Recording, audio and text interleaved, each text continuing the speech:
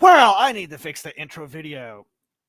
It sucks. I usually play it, and there's no one watching by the time we tune in, which is just sad. Whatever.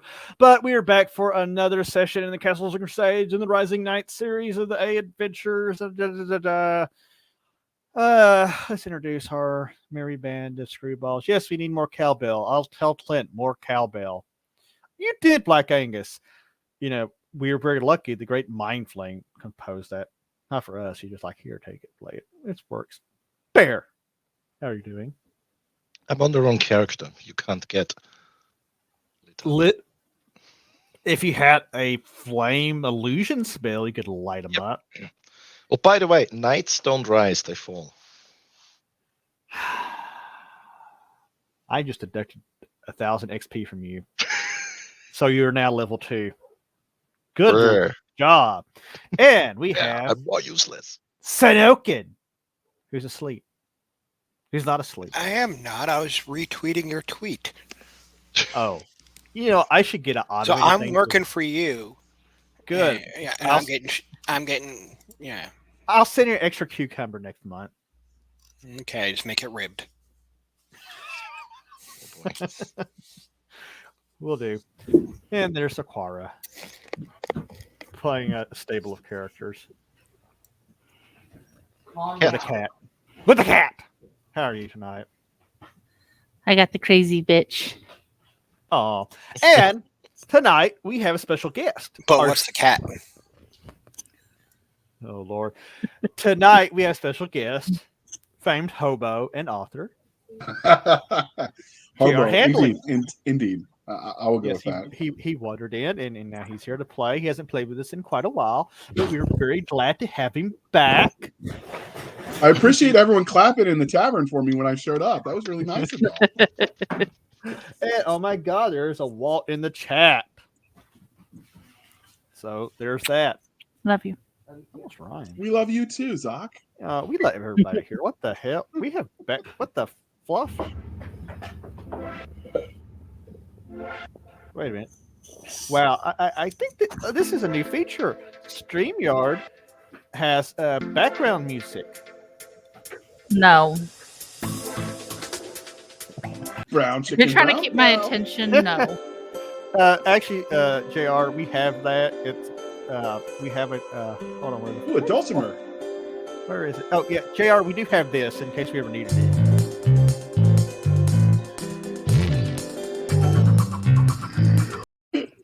Just saying, if we ever need it again, if we ever had to need a fade to black, we need more bagpipes and cowbell. And can I add music to this thing? Well, Walt won't let that whole dice thing go away, will he? One time you get the dice wrong and they accuse you of cheating. Well, I mean, all I can do is threaten to kill him if he gets it wrong. What the fluff was I doing? Where's the thing at? Oh, banners. Yes, we have the channel points and the fate points if you want to help these idiots not die. But let's see here. Where were we? Let's share screen, not slides. Save tab. I'll introduce JR's character momentarily. So last week, you guys cleared the private quarters of Gritsnack, the Knoll warlord, and you looted all his stuff, and then his giant snake tried to he went all like anaconda on the barbarian, and Thor, the snake killing pity bull, came here and saved the party, which isn't actually what happened, but fortunately Tyrus is too asleep to be actually coming out. But a squeak toy's getting murdered. But that's where we left off last week, you guys. Where's that at? Too much stuff. Where's the PDF? Okay. Hold on, I'm trying to find that. 3, 2. Vicious pit bull attack. I know it's horrific. Get the guns! Get the guns! So yeah, last week in those quarters, you found 240 gold pieces, 380 silver pieces, 8 gems that were quite valuable, and you found a broadsword, spear, longbow, 40 arrows, and a mace in one corner. The weapons weren't too much to write home about, but there was also that chest, about 7,000 copper pieces, which works out to about 70 pounds of coin. Is anybody going to try to take the 70 pounds of copper pennies? It's heavier than me. We could always skin somebody and stitch the holes shut and put it all in there to carry it as a sack. Yeah, take the goblin. What the fuck? Whoa. But that could just be my injury speaking. Yeah, I mean, have you talked to your therapist lately, Sinokin? Yeah. Ask him Tomorrow, since his brush with death, the gnome, the half elf is a little psychotic. He's psychotic like the gnome. I get confused. We have so many psychotic people in our party. But yeah, so you also there's also the snake skid. Is anybody going to try to take that? Because it's a really impressive snake, even though you kind of damaged its poor pelt. Yeah, we could cook the snake. You could cook Make some it. You could boots. skin it. Marissa, Loki's got something. That's up to the ranger and the barbarian. Coin star. He ran that way. He still got it. Yeah, sure. I guess I'll kind of like hobble my way over there and start trying to recover as much as I can of the skin. And well, as you start skinning it, the thought occurs to you: if you find another snake this big, you'll have enough material to make a killer set of leather skin or snake leather pants. And then maybe some boots so they can be really tacky. Or leave it as is and just make some assless traps. All traps are assless. Well, yeah, but you just got to point out the fact when they're worn by themselves. Is this why we have the fade to black? Yeah. Well, that was originally for Mike. Come here. Yeah, they find another snake that's big enough. There's just enough left for a snake snack. There you go. Of course, you guys might need to cook the snake, considering your rations and supplies are getting kind of on the low side anyway. So you guys cleared out. Sinokin, I suppose you probably top off your arrow supply. Yeah, I'm cleaning up all the arrows that missed. Yeah, there are arrows all over the place of shit that you have missed.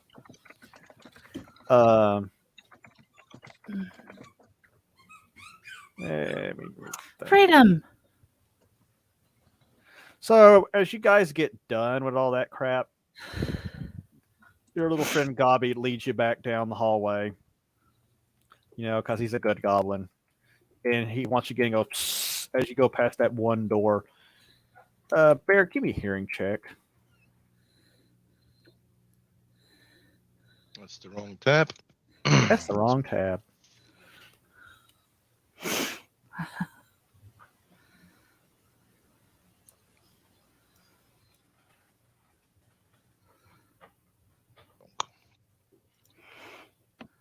I don't think I hear shit. Yeah, you don't hear anything, but it seems even quieter than it was though when you moved by before. But you guys make it back to the Quit. You're making it back down the hallway, and we are going to introduce JR. Is the screen just black? Yeah. Oh, that's because there. Can you see now? Yeah. Okay. So while you guys are shambling along, back in the final chamber where you had the showdown with Grid Snack, the cleric that is in there kind of bandaging himself, and he's sitting near the wrapped dead body when this strange, not too tall, not too short man stumbles in. He's about 5'7", and he's wearing chainmail armor, and he's got a bow, and he's got a long sword, and he looks a little bit on the rough side. JR, you have found your way. You stumbled upon this place about 2 days ago, and you thought, aha, here it is. This is where I'm going to prove myself and win the love of Dolores from the evil knight, Sir Nicholas. A few days before that, your entire adventuring party had been slain by a number of bugbears and goblins, but by some miracle you survived and you escaped and made it here. You lost your shield in the process, so I can't go home. But no, you're a driven man because, man, Dolores be fine. She is fine, let me tell you. But you get into this temple, and you find numerous dead bodies. It's a trail of dead bodies from the first subfloor to the second subfloor. There's dead goblins and dead gnolls and dead kobolds and shit everywhere. It's a slaughter. And then you finally, I thought somebody said something. You finally stumble into this chamber through an open secret door. I guess it's not so secret anymore.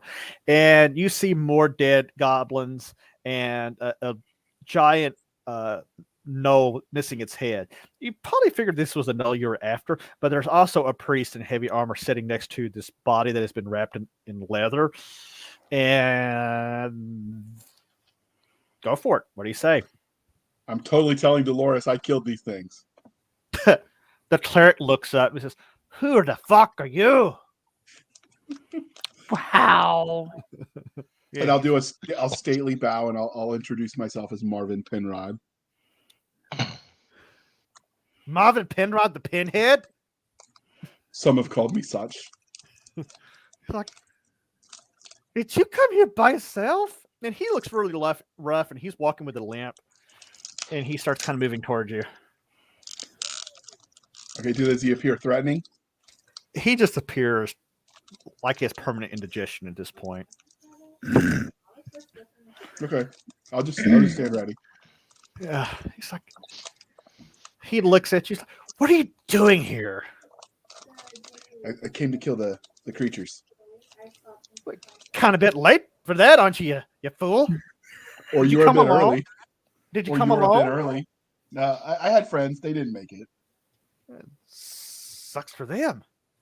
Indeed. So much for this temple being forgotten, hard to find. We've had all kinds of weird people showing up here.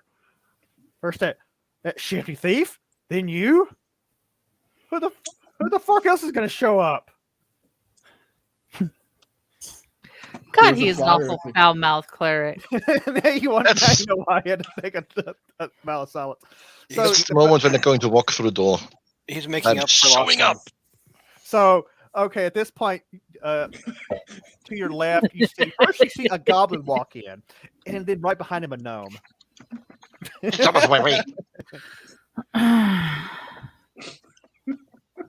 was like, "Yeah, away from me, you nasty gnome." Silly goblin. Yeah, so poor Penrod is going to be very confused. There is a nasty-looking goblin with a nasty-looking gnome. This is the oddest party. You don't try to kill the goblin. I mean, does he look like he's trying to kill me? No, he's looking at you like, "Who the fuck are you?" Then I'll stand my ground and see what happens. Then the gnome comes in.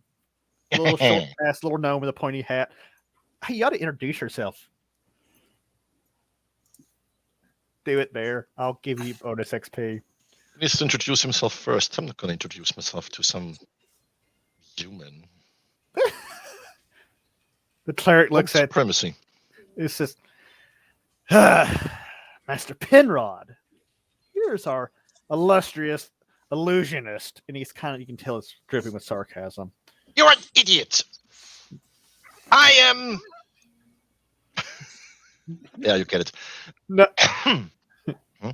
I am Galileo Heliodor Fizzlespank. I am the most intrepid, illustrious, imaginative, irreverent, inventive, inquiring, impressive, interfering, intriguing, inciting, looks at the cleric, instructive, interesting, important, immensely intelligent, and irritating illusionist you will ever have the great honor of meeting. I've actually heard of you. Ah!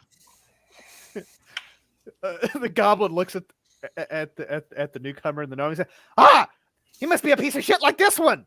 Ah! He bares his teeth at him. At this point, the whole party comes in. Can't move anybody. Yeah, there you go. I'm just gonna put everybody. So, can we just give him points for the introduction? That was my. Oh yeah, every time he does that without flaw, I give him like 200 XP.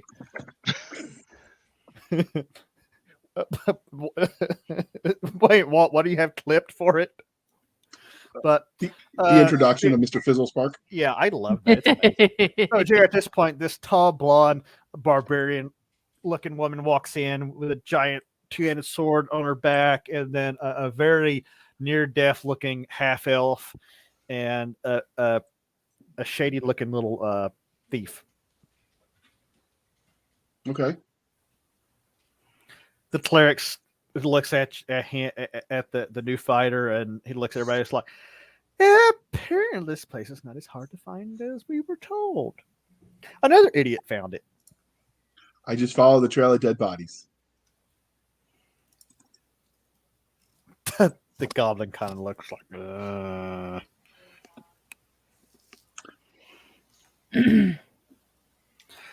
So, as you guys, what do you guys say? You guys say anything to him? Barbara tells the cleric she needs heals. The cleric looks at her and he's like, I'm all tapped out. Well, then we need to sleep. I think we need to leave this place and make camp somewhere safer before, I don't know, the other inhabitants come and decide to stick things up in places that don't see sunlight. I don't know if I'm comfortable leaving with 2 hit points. He's like, can I use my bandages to heal them? She's already been bandaged, so no. Okay. Hey, so the cleric just kind of shrugs. He's like, it's up to you people.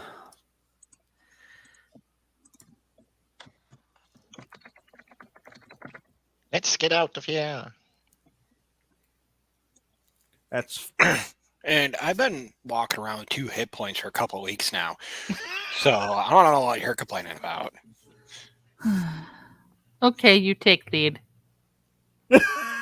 That's what the gnome's for. The cleric, he holds his hand up like this, and turning to the fighter, he's like, fresh meat's shield. It's okay.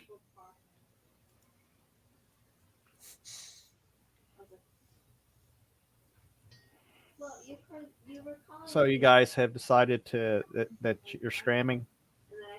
Yeah, I mean, we're just getting more and more hurt in here. We need out. So a real minor. Hold on, where is that? Where the hell was that at? Where was it? Where? Oh, there it is. Got too many documents open. So you guys managed to loot a number of interesting armor for all this. There was some chainmail that was taken in one fight, and there was scale mail in another fight. The scale mail would be a bit of an upgrade for Barbara. Mm-hmm. And the chainmail would be good for the tiles. Are you guys gonna swap armor? Yeah. Awesome. Let me.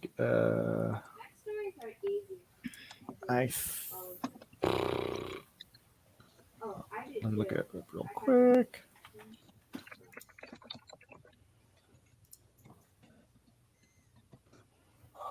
Okay, so scale mail, it's gonna be +4.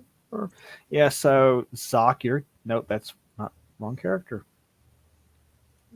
Spark. Yeah, you're gonna get a bonus to your AC, so you're gonna be 16. Woo!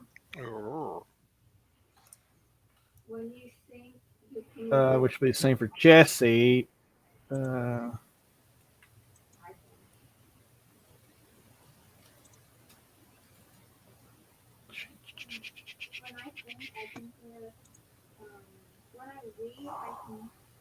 Yeah, Jesse gets another. Wow, Jesse, you're going to be one of the most armored members of the party since you'll be AC 17 now.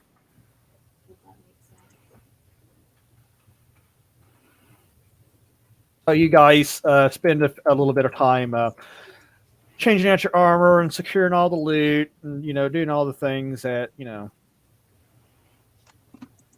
Oh, you already added it. Okay. Yeah, I'm a good DM. I let people be lazy. I feel more metallic. You feel more metallic. Okay. So you take about 15-20 minutes to get all your stuff situated. Oh, Lord. My experience points have a whole bunch of exclamation marks after them. Yeah, because you have gained enough XP on your thief to level up, but you cannot actually level up till you get home and do some training, and you got to do a training montage. Okay. So yeah, that's yes, grasshopper. Yeah. So you guys are gonna leave. Crap. The way you came in with the new guy on front. Yep.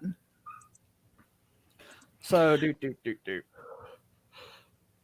You lead him down the hall. Who's coming behind? Who's if you stab me in the back, I will be highly disappointed in you. Who's gonna be the second in this shit stack? The thief, Lara. Boop. There's a thief. I'm keeping my eyes on her with my X-ray goggles. Considering that you guys know she has pocketed something, I think that the gnome is just being perverted at this point. I do too. I guess isn't that what gnomes do? Nice, yeah. Nice and slender. And Gabi's gonna be up with Lyra. Oh, where's the gnome gonna be? Who's gonna carry the dead body? I'm Cleric. not touching that. Which dead are you carrying back? Well, there is a person that accidentally got killed because, I'm going to assume the Penrod asked about it, and the cleric says, he points at the gnome, he says, that little farting bastard mauled a man to death because he was under the influence of a cucumber. Well, and he's going to help make it right. Because I know it gets lonely on the road and we won't judge him. He helped resurrect one of Uncle Lara's priests, and you'll know that's like really bad. The cleric will carry him, but the gnome will help. He'll not carry his feet like this. Yeah, it's minus 1 strength. That's awesome. So the cleric is pretty much doing all the heavy lifting, and it's kind of like a fire truck. So Penrod, you get to you come back the way that you came from, and you come to the T juncture, and you turn back that way, and let's see here. Oh, good. Yeah. You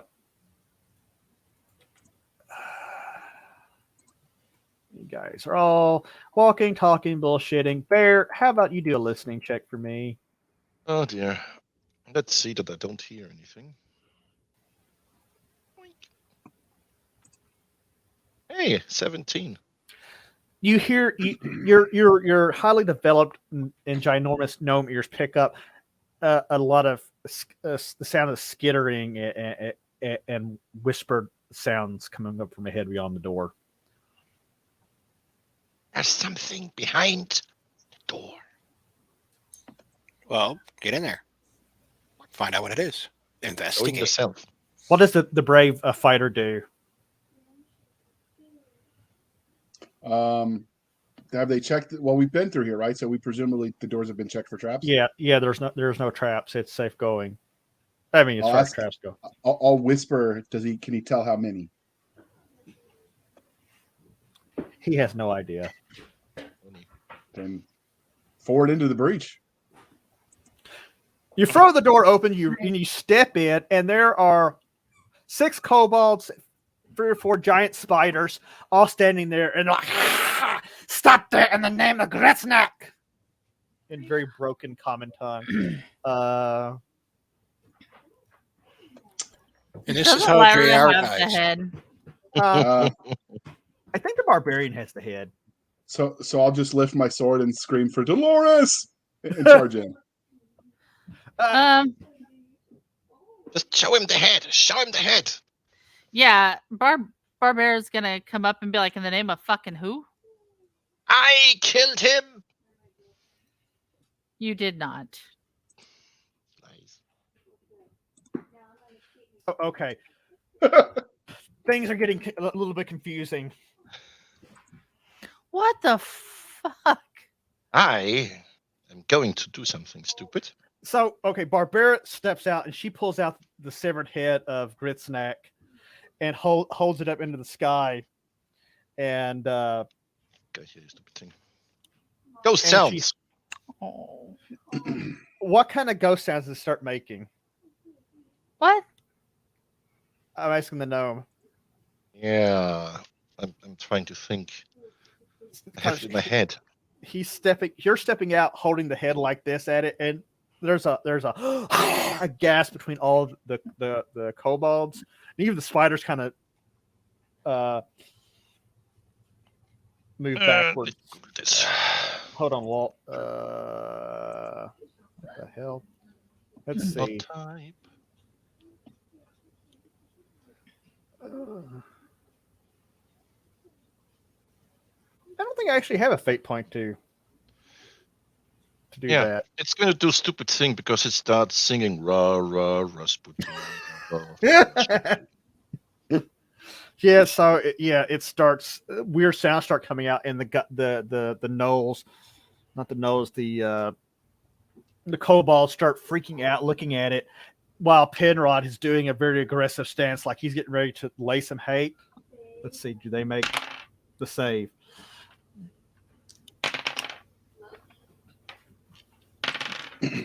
They don't. The gnolls start freaking out and start running down the hallway, screaming. They have no And their taste. spider pets start running with them. See, I told you they'd do it, Dolores. And Penrod feels very very good about himself. Go on. Watching the spiders run away, I'm just sad I couldn't tame the one spider earlier. Oh God! What if he start burrowing spiders again? What the rest of you guys do? Keep going. Keep following them. So, yeah, when they get to the next juncture, there's ones that go this way, there's ones that go that way. They just scatter to the 4 winds. The head is still singing. Yeah, and Barbara is carrying. I presume that she's carrying the head. Yep. Do we know the song the head is singing? Rasputin, lover of the. I mean, can we sing it with it to like make it louder and scare them more?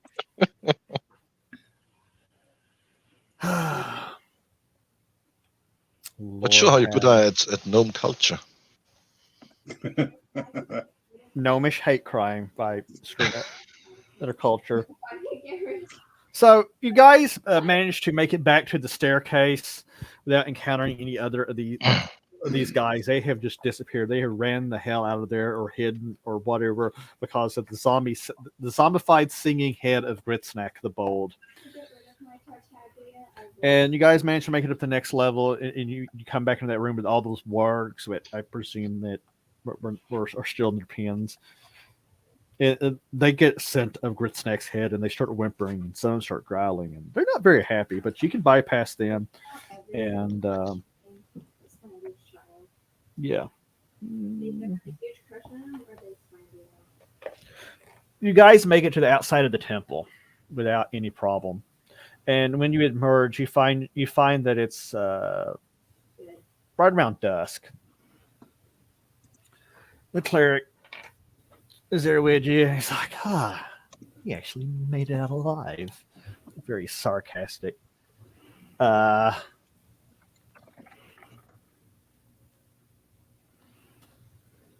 He looks at the ranger and says, well, Master Ranger, we need to find a campsite. Okay.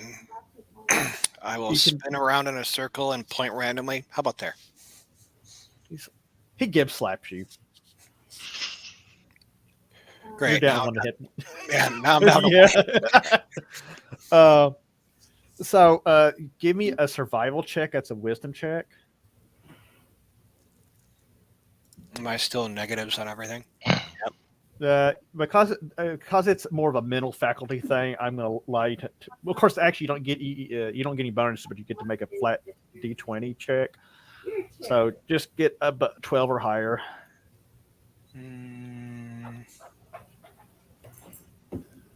Oh, that reminds me of the one time you're spoiled. Critical slap. That would be fun. I find sand. Spoiled. Come on. Come here. Wow, that is really bad. Barbara shakes her head at the ranger, and it's like, give me a deerstalker check. Give me a wisdom check, Zoc. Will you stop it? No, I want to roll. And no, every time I try to do anything lately, like Mal is trying to shove his head in my hand. Like, and I you can't get a plus, like and I'll this. give you a +1 since you have to rain lore as a secondary skill. They'll help you. Like, where's a good place for us to hold up at? 20. Damn. Damn. Wait, is it natural 20 or just fluff? That's like really good. Really? So, I didn't know. You don't say.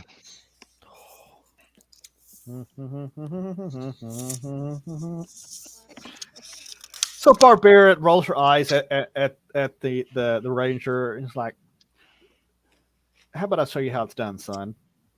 And she leads them off of the hill that conceals the ruined temple of Balandak, and she starts leading them down on a southeastern course away from the temple until she finds a oh, look at that poor pathetic dog. Oh.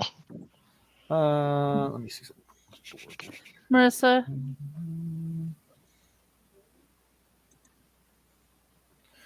There's stuffing all over the pit crate. You find a pretty well hidden. You have to understand the Follow Hills, the eastern side on there's pretty rocky. When there's shallow granite bedrock, lots of hills and cliffs that are fairly steep. But you find an outcropping that you can actually find cover from the elements, some cover from the wind, and it's a really good site because you rolled really good and you found a really good one because you're smart. And you guys start setting up for the night. Okay. And I'm gonna do my spell learning. Zoc, at some point, as they're making their way to this place, Gabi stops. He stops moving. He stops walking. Okay. Does Lyra turn and say anything to him? Yeah, she's gonna be like, why are you stopping? What now about Gabi? You're coming with me. You not kill Gabi? Why would I kill Gabi? Gabi Goblin. Duh. So? Gabi's been a friend. Yes. You take Gabi back to your world? Yes. What if we want to kill Gabi? Well, if they try, then me and Gabi leave. Oh. Gabi looks down at the ground, and a little tear rolls down his little green, ugly cheek. And then he reaches into his pocket and pulls out a polished stone, and he hands it to her. Oh. Yeah, I'm staring daggers into his back. Gabi never fought like this before. You're good friend of Gabi. And after this touching moment, you guys set up camp, and the gnome is preparing spells. The cleric is taking care of himself and preparing. He starts going through his prayer. Then he might. I don't know. I don't trust that fucking goblin. I don't trust that fucking gnome. I mean, that fucking gnome. So does anybody have weapons that are potentially minor damage? That because he's got blacksmith skill, so I could sharpen stuff. Right now the only thing that's really damaged is the cleric's armor, which actually I need to adjust his AC. Thank you for reminding me, JR. My cleric is OP'd. Is there anything can be repaired in the field? Well, we're gonna do a cool little thing with the seed system. Show you how it works. So, okay, let me look at the thing here. Okay. You go looking at things again. Yeah, I'm looking at things. So, I want you to roll me a 1d20 plus 1. Me or you? I want you to roll a 1d20 plus 1.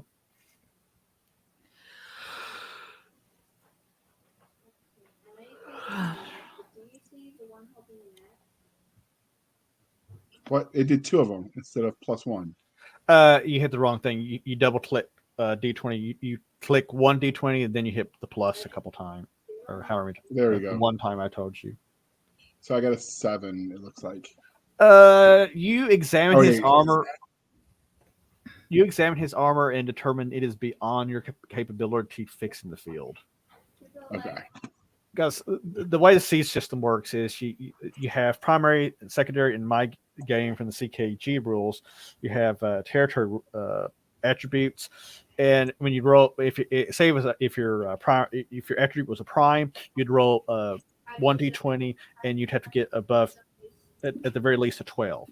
In this case, because the AC, the armor was, I think that breastplate I think it's plus 5, so they'd have been almost 17. So it'd have been very hard to do, but if you'd done it, if you'd rolled that, it'd have been within your means. And yeah. Okay.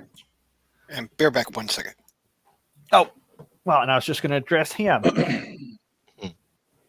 Okay, I can hold. Go ahead. I already here.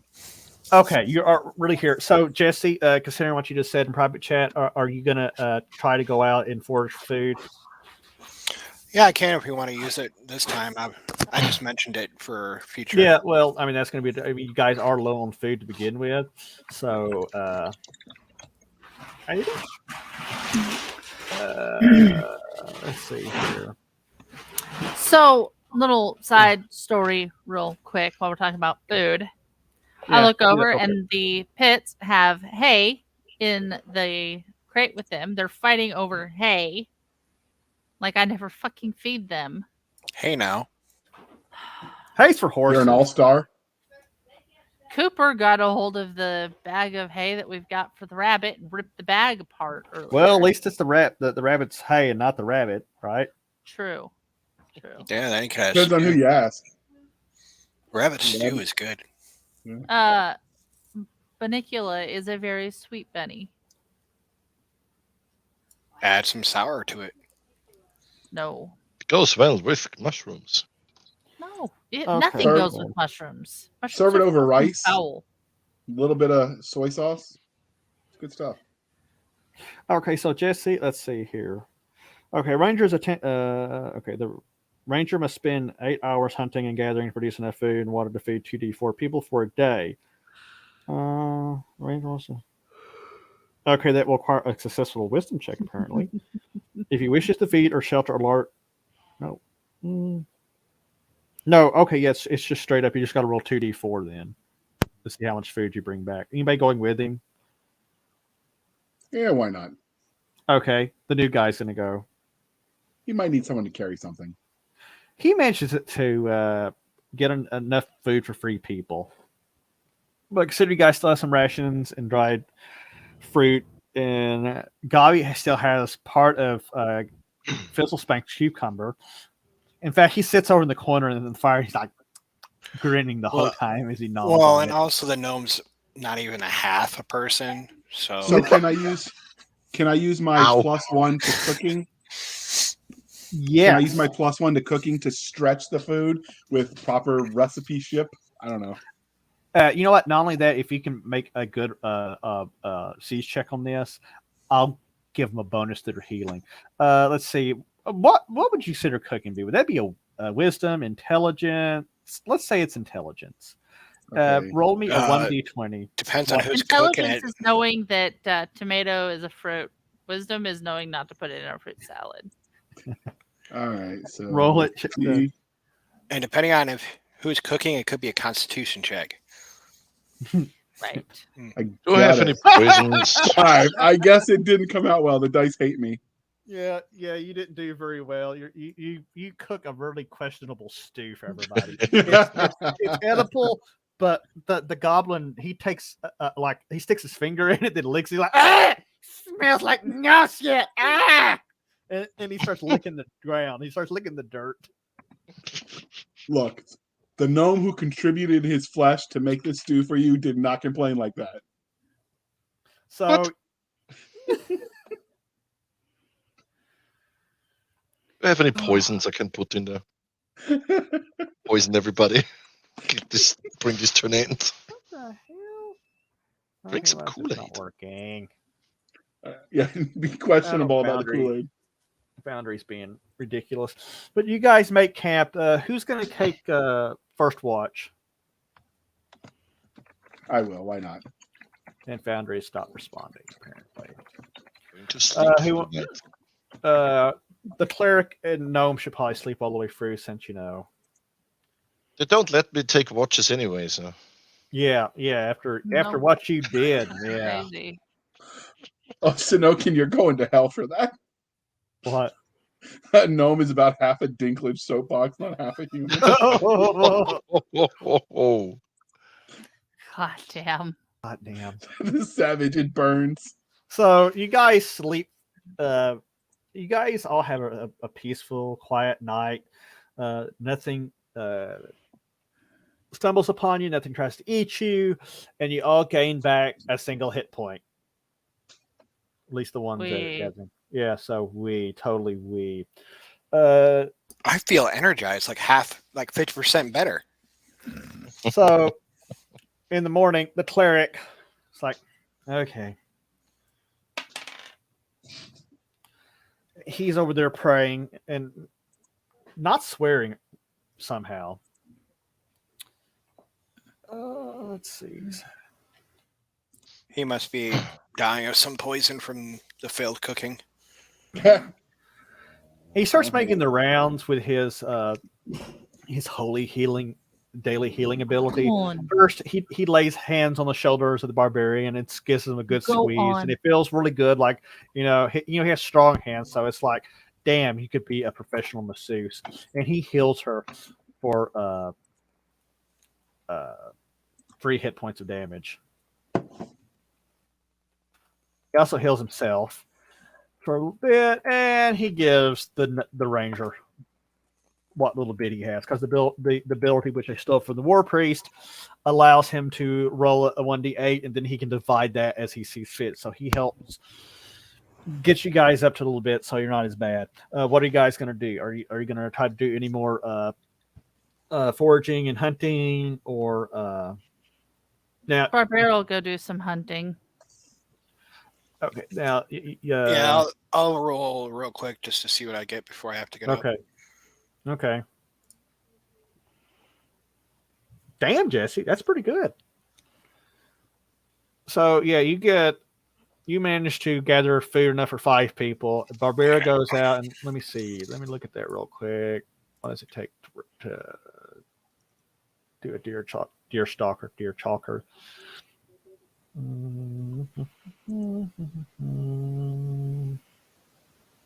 Okay. Okay. The deer stalker is able to forage off land, finding shelter and food and water, start a fire. As long as I go, okay, barbarian can find these. Oh, you can do it without the need for an attribute check. Sock, roll me a 1d6 plus 2.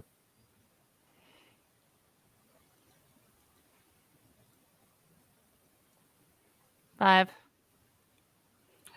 Okay, it takes you about 5 hours to gather food for yourself and the others. And actually, that's really supposed to only be on yourself. But I'll allow it. So you guys have enough food to get together, allow you for a bit of travel.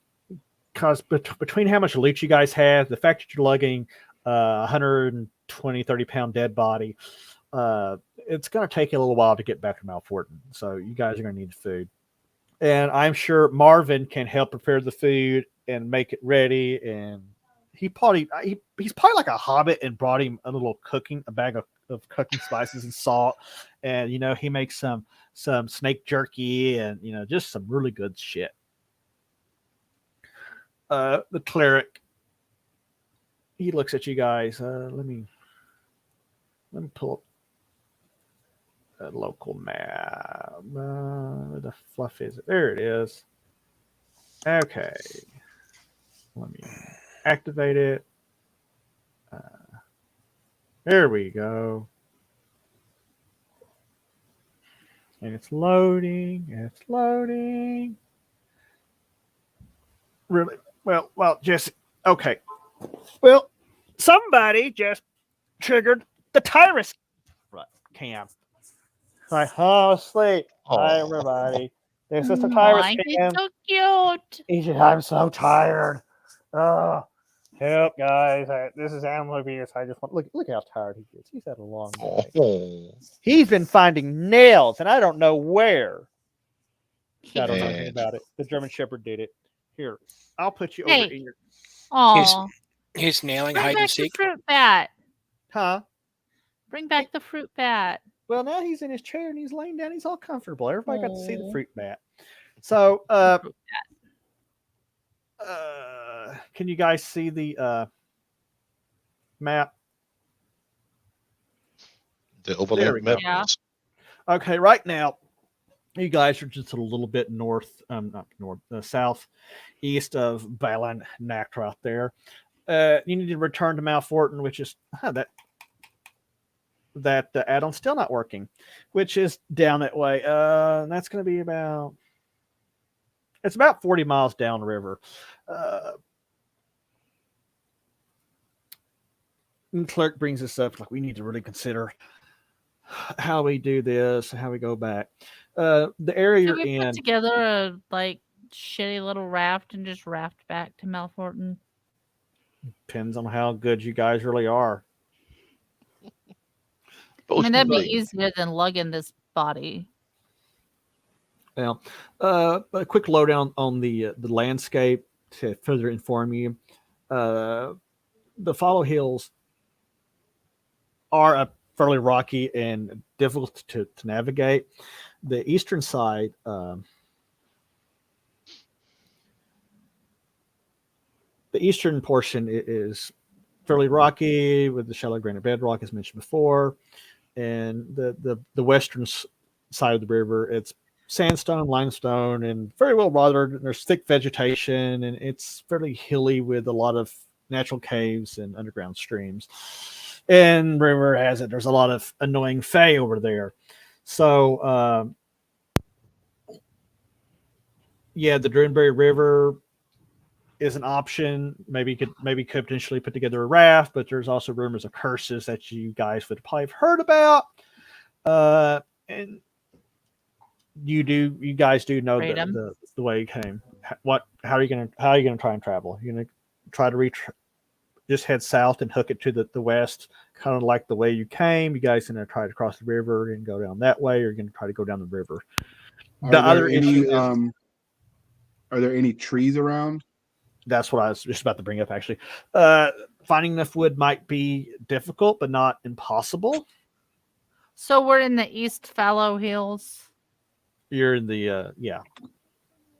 Well, fuck. At that point, I guess just like build some kind of sled to drag him on. I mean, by the time we got to the river, we could have gotten to Malforton just as easy. Yeah, we kind of hook it up to the gnome and to the goblin, and we'll have almost a full person power. Sock, what'd you ask? Where'd you ask where we were? The East Fallow Hills. You're on the yeah, but you're on the east side of the river. I am very annoyed that my little highlight add-on's not working. Okay, you can see the so cursor. we're not in the East Fallow Hills then. We're in Valley and you're probably about right there. Okay. Well then, yeah, let's So that's what you're gonna do. You're gonna head that way and try to find enough materials to build a raft. Yeah.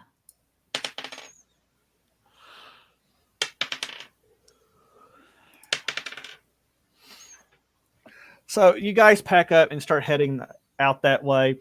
The ranger notices quite a number of goblin and kobold tracks in this area, and it's going every which way. It seems fairly frantic. It seems like there's a lot of bad things moving around this area along the river.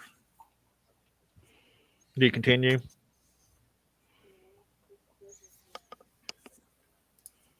I mean, what kind of choice do we have? Different course.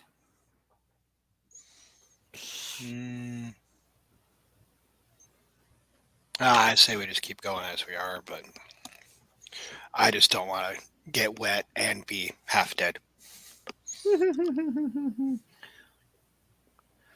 So you guys get to about here. Can you see there my mouse cursor when I say here?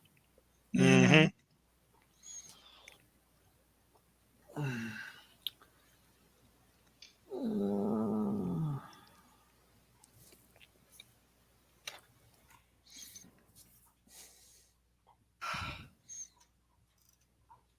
So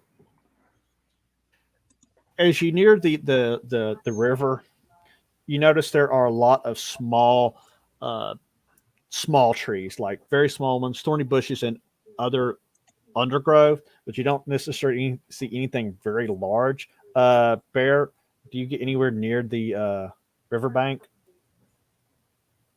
I think I'm not gonna do that because they're just gonna leave me there.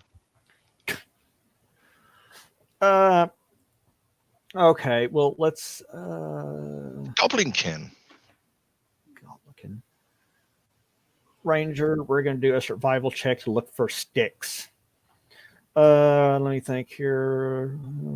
What's gonna be survival? So roll me a 1d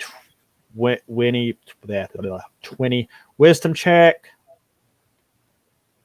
Wisdom is a prime, and you do not you find a lot of good material for firewood, but you don't really find anything big enough that's going to be good to lug this dead dude around. Barbaric, give me a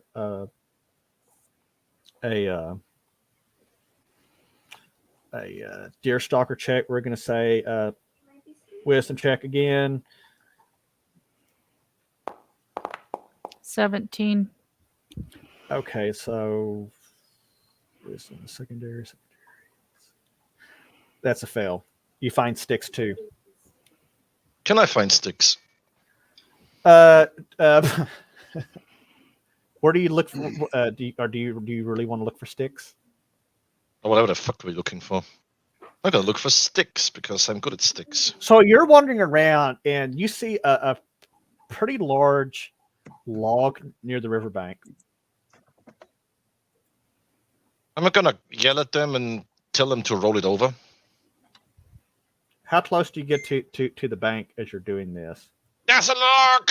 Roll it over. Get there. Roll it over. That's not an answer to the question. I asked how close. I don't know. How far close do you want me to go? I don't know. Do you want to be 5? I mean, do you get within 5 feet? Do you get within 10 feet? Do you stand on a rock? I don't get within 6 feet because we need to keep distance. So you're standing there pointing at it, yelling back, and making lots of noise. Yep. Roll it over. We need to roll it over. Okay, and the party's kind of dispersed out when it's a shame I don't have a map for this because this would be really great. I should have seen this coming. So we'll pretend that the riverbank is that. So yeah, you're there. Thief is over here with her little goblin, and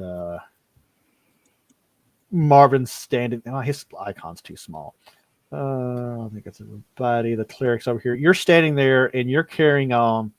When something starts coming out of the water rapidly at you, a large alligator comes up. Oh, for fuck's sake. Hey, what's your armor I'm class? just going to scream and going to start running. What's your armor class? I don't know. It don't matter. So you're standing 12. there. Yeah, it does. Yeah, because I rolled a 19. And see, the neat thing about crocodiles in this game, because they're so sneaky, they don't have to do a surprise check. They just come out and bite your ass. Oh. It rolls. It grabs you. Oh. Oh, yeah. Oh, yeah. This is going to be good. Let's see here. It jumps out. It bites you for 4 hit points of damage. Hi. Let's see. Bear, I need you to do a strength save. God. And what is your... I know strength's not...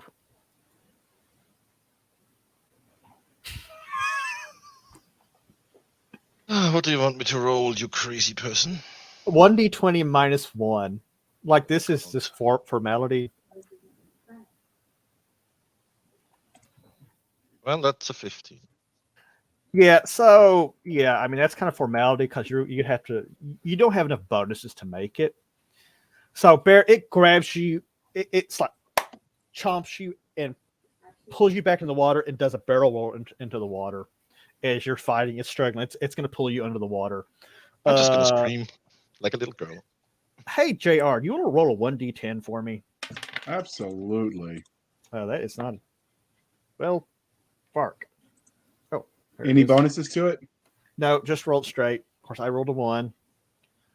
And I got a 6. You got a 6. Let's see here. We're going to do this backwards. JR, you're closest to him. You see all this stuff going on in the water. You going to go after this alligator, crocodile, one of the fluff it is? Yes, I will charge forward, screaming to Aloris. Of her honor, which must be saved. Attack roll. Give me an attack roll. 1d20 plus 5.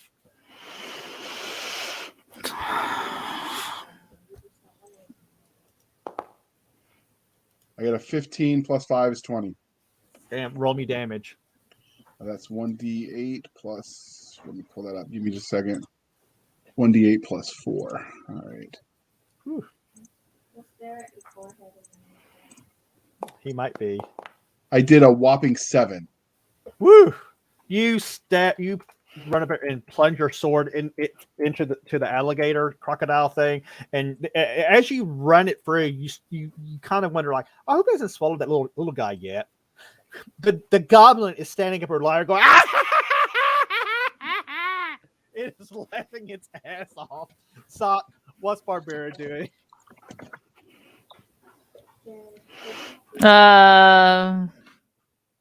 Besides laughing maniacally? No, not Barbara. Her little buddy is, though. No. That's Lyra's little buddy. Oh, yeah, I'm sorry. I get confused. Barbara will go and cut the alligator open. Okay, give me a roll.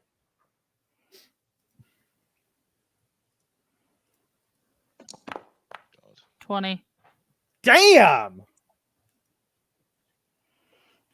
Okay. She's good at this outdoorsy shit, apparently. No shit. Roll me a D10 real quick. Let me use my fancy Bloodwild table. 5. 5. That is a 5. Oh wow, you're gonna be standing in the abdomen or / groin. Roll me a percentile. 50. Okay, so you use your long sword, so 2d6, so that's a maximum of 12. I'm sorry. That's you use your long Barbara ran in. Yeah. That's maximum damage of 12. You come up there and you hack its. Unfortunately, your damage is going to kill it no matter what. You lop its head off with the gnome still in it.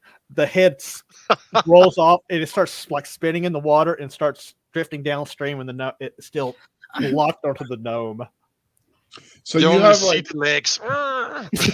So I do have a question for you, Sparky. Yeah. So you have the points where the fans can like put fate points and stuff on the characters. Yeah. Do they put fate points on the enemies too? I've been debating that. I've been debating on how big of a dick I want to be. A lot of people usually do allow the EMs to get that stuff. Jesse, what do you do? The gator is dead, but the gnome is floating down, still stuck in there. If I was fast and able-bodied, I would attempt to try to get to head. Okay, give me a strength check. Yeah, 1d20.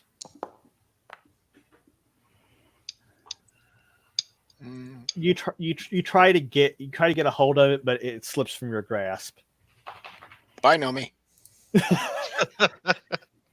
Lyra, what's Lyra gonna do? Pretend she doesn't see this going down. I'm debating. Gabby looks at you, she's like, "Do you think we should save Nasty Gnome?"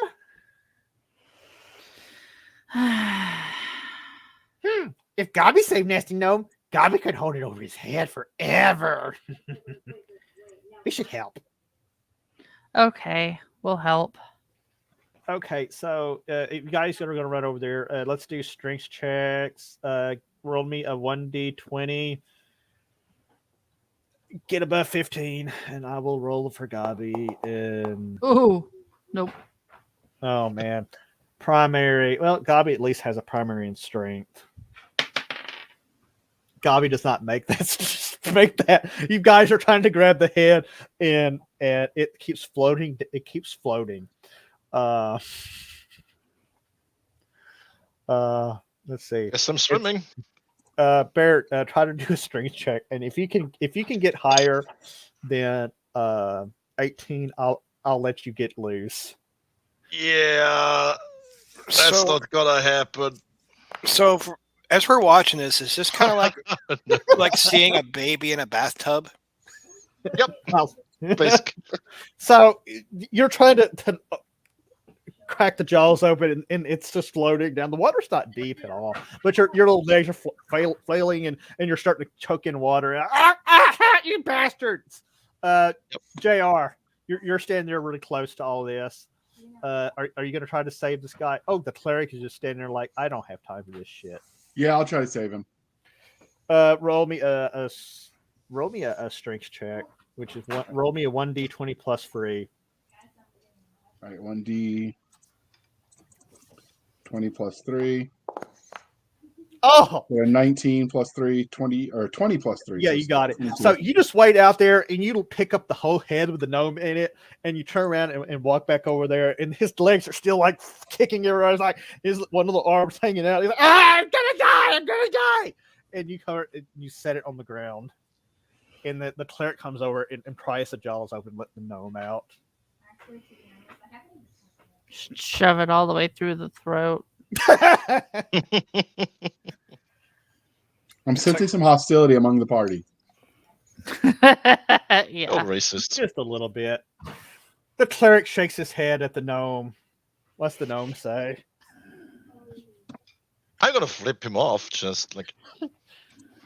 And he's like, I am not the dumbass who was almost devoured by a river monster. I was trying to fight Goodwood, which you can't do apparently. You can't say that. So you guys have pretty much come to the conclusion that finding a raft material is either going to be very difficult. It might take a while to find it. And while you're sitting there debating this, you hear a clap of thunder out to the west. And if you look out, you can see some weather front kind of descending from the north coming in that way. Does the weather front look natural? Yeah, as far as you can tell. As far as you can tell, Mofo.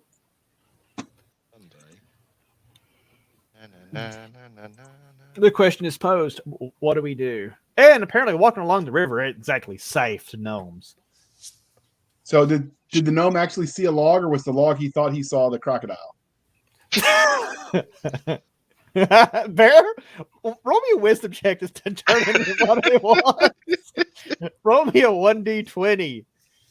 I'm gonna. It's a wisdom thingy, my bobaroodle. I'm going to use my charmed existence. No, well, that didn't help anything. Yeah, so what he actually saw was not a log, but it was an alligator. Yep. Okay. I was hoping there was an alligator and the log, in which case we could have used the log to help.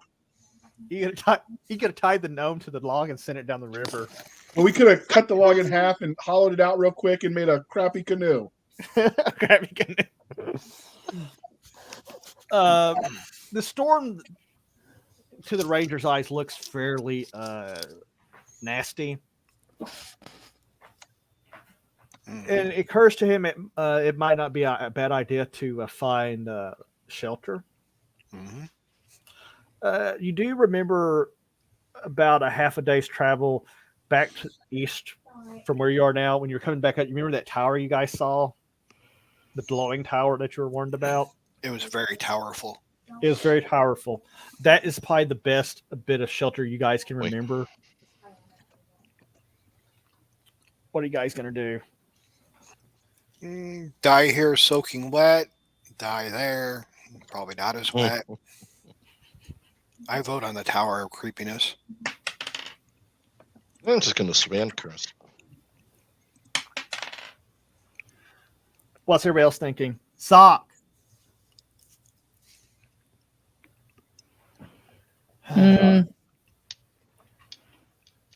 Well, I mean, clearly we're not going to be able to do the raft thing, so Find shelter. find shelter. Yeah. Find shelter. Find shelter. Like weave grasses into some kind of mat. Do I mean, what? if we're going north, those hills look like they No, would you're be... going south. You're going south. Okay. So you guys going to try to start kind of heading south eastward to maybe find shelter? Give me shelter, blood wild, damn right. Are you guys going to try to see if you can find the tower again? Yeah. Shelter. That would be my vote. So you guys start heading in that direction. You travel for about 4 hours, and the storm front is moving slowly, so you're staying a little bit ahead of it. And eventually, you come across the bit of ruined Imperial Highway that you guys use to kind of find your way to that temple. So you know you're in generally the right direction.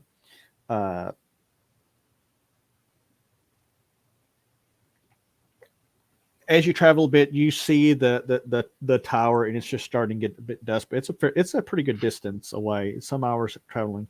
But even in the low light, you can tell that it's glowing blue. You start heading that way? No. Something's going blue. We probably don't want to head that way. Is it a good blue or a bad blue? It's a good blue. Is it They a left the ball? light on for us. Is it Kmart? Kmart had a red sign, but blue light specials, which is really weird. Might be a Kmart.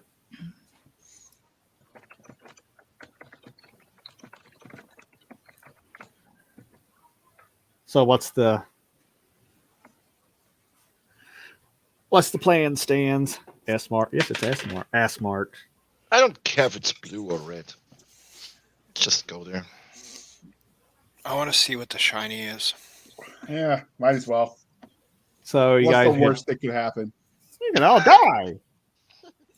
We all die and the gnome becomes some sort of weird god. That'd be terrible. Gnomes can't be gods. They don't have souls. They don't have red hair. Not all of them. So you guys are heading towards the tower, right? Yep. So as dusk approaches, you guys are traveling that direction when this impenetrable darkness falls upon all of you. Like you can't see your hands in front of your face, kind of darkness. That's a new eye on it, right? It just falls over you and it's overwhelming. What do you guys do?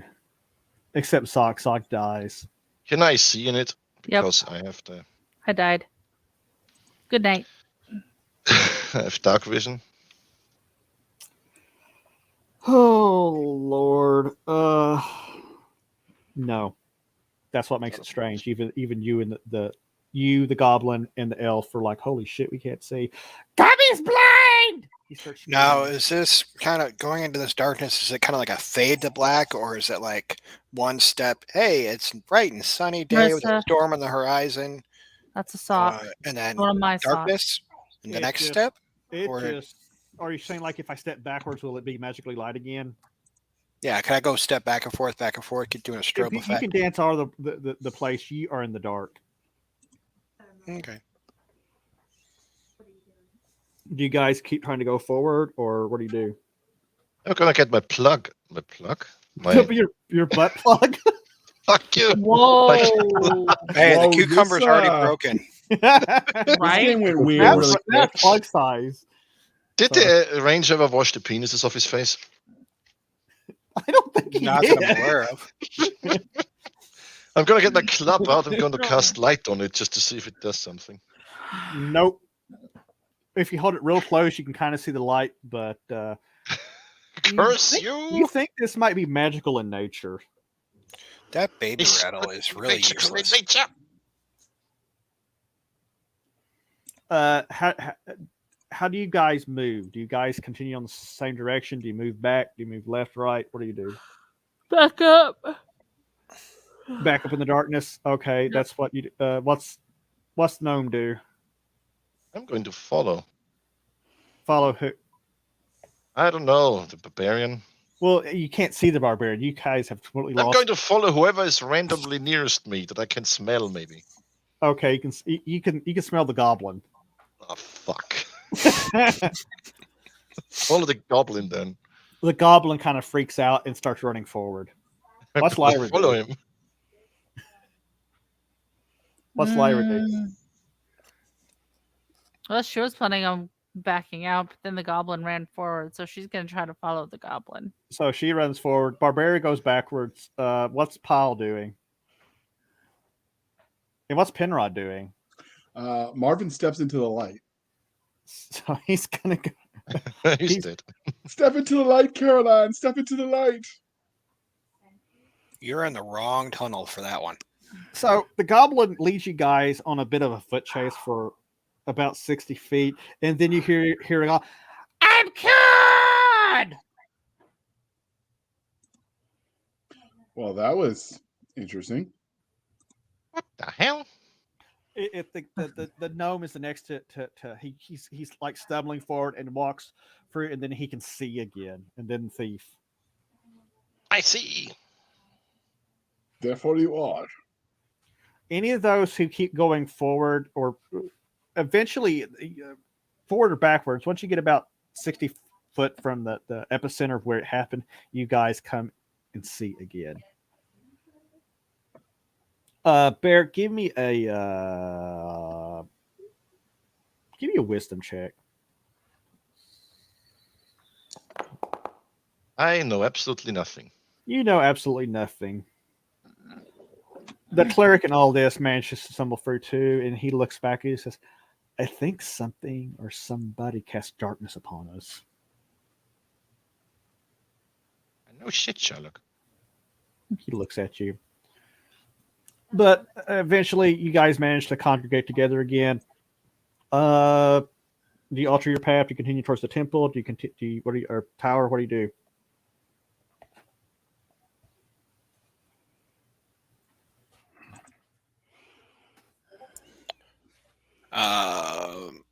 I would say, well, are we in line of sight of the tower right now? Yeah, you can see the temple. I mean, you've gotten a little bit closer.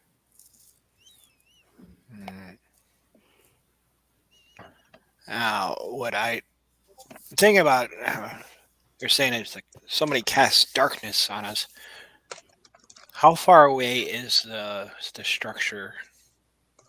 The structure is still probably about 4 or 5 hours walk from where you're at. All right, so it's not you don't think it's the temple or the tower. I mean, you could be wrong, but right. I was just thinking, like, if it was close enough that somebody's at that location, you could, at a high vantage point, could see. I would say we should check around, see what might have caused the darkness. Okay. And if we don't find anybody, it could just be a triggered effect. We're going through a certain area. Sounds like a fair theory. Give me a tracking check. I'll let you know how the sand does. I'll give you a tracking. I'll let you roll for the group. Give you like a 1d20 plus 5.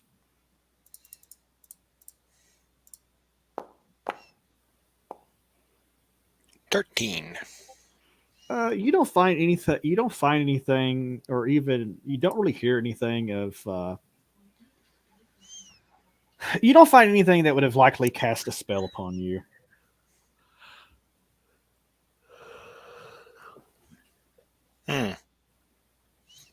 Interesting.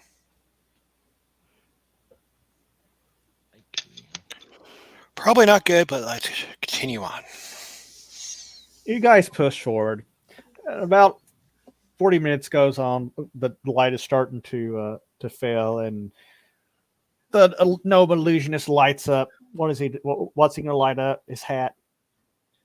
Is he going to be a beacon of hope and change? Barbaro wants a pink sword. Okay, you're going to get a pink sword. I used my light spell, the one that I have. Okay, well, the cleric will also cast a light spell. We'll have multiple lights going on, and we're going to be keeping it close. He suggests keeping close in case we get dunked in the darkness again. But about 40 minutes go by, and then you, Bear, give me a hearing check.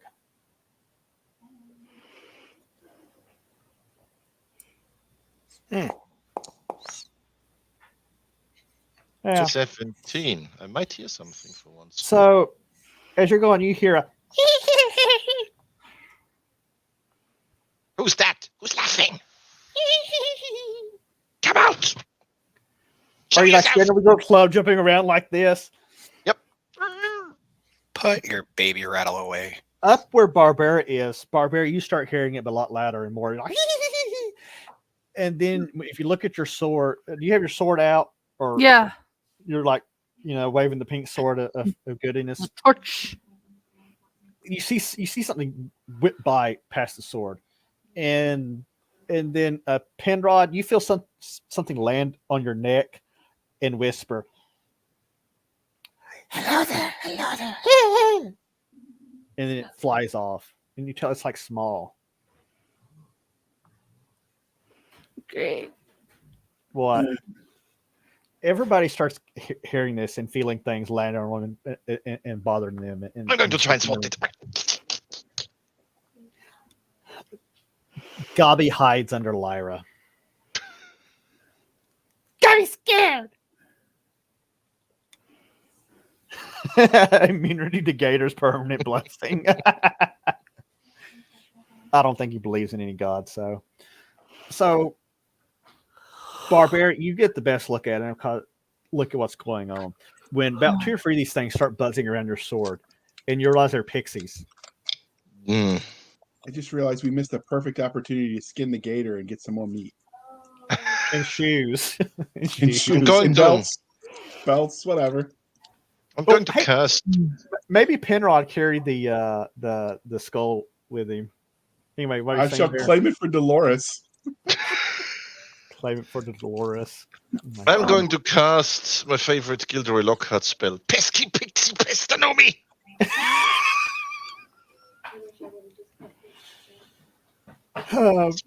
I went there. Fuck you. Oh God, you people! So yeah, you guys are now being harassed by pixies, but they don't seem to be hostile. They just seem to be there to annoy the fuck out of you.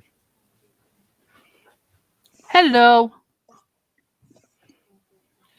You hear a and they start saying, "You have a pretty sword," and they start flying around. And Thanks. It's pink. yes, we love it. So I'm going to pull out the picture that I have painted on the locket around my neck. That's not on my character sheet, so just go with it. Yeah. I'm going to start telling them all about Dolores. You start turning like, oh, one of the pixies flies up and it's hovering, looking at the locket, looking at you. Oh, it's very pretty. You're to look like you do. You're very lucky to have such a beautiful woman. Oh. Wow. That's some shade. It's the way I use my sword. and this tiny little face goes and blushes and flies away. But they don't impede you. They don't stop you. They allow you to keep going. But yeah, they are definitely a nuisance. The storm's getting what? Look at the two reaction faces you've got up. Oh, well, we have all the authors of the GE series in here pretty much. We just need Doc Spears and a lot of Karen have it. The lady, she don't. Well, no, we got another lady in here writing now. She don't. The other one don't count anymore since that's booted out of GE continuity. Yeah, you guys keep pushing. Let's see here. How many people do we have? 1, 2, 3, 4, 5, 6. Oh boy. Jesse, give me a dexterity roll.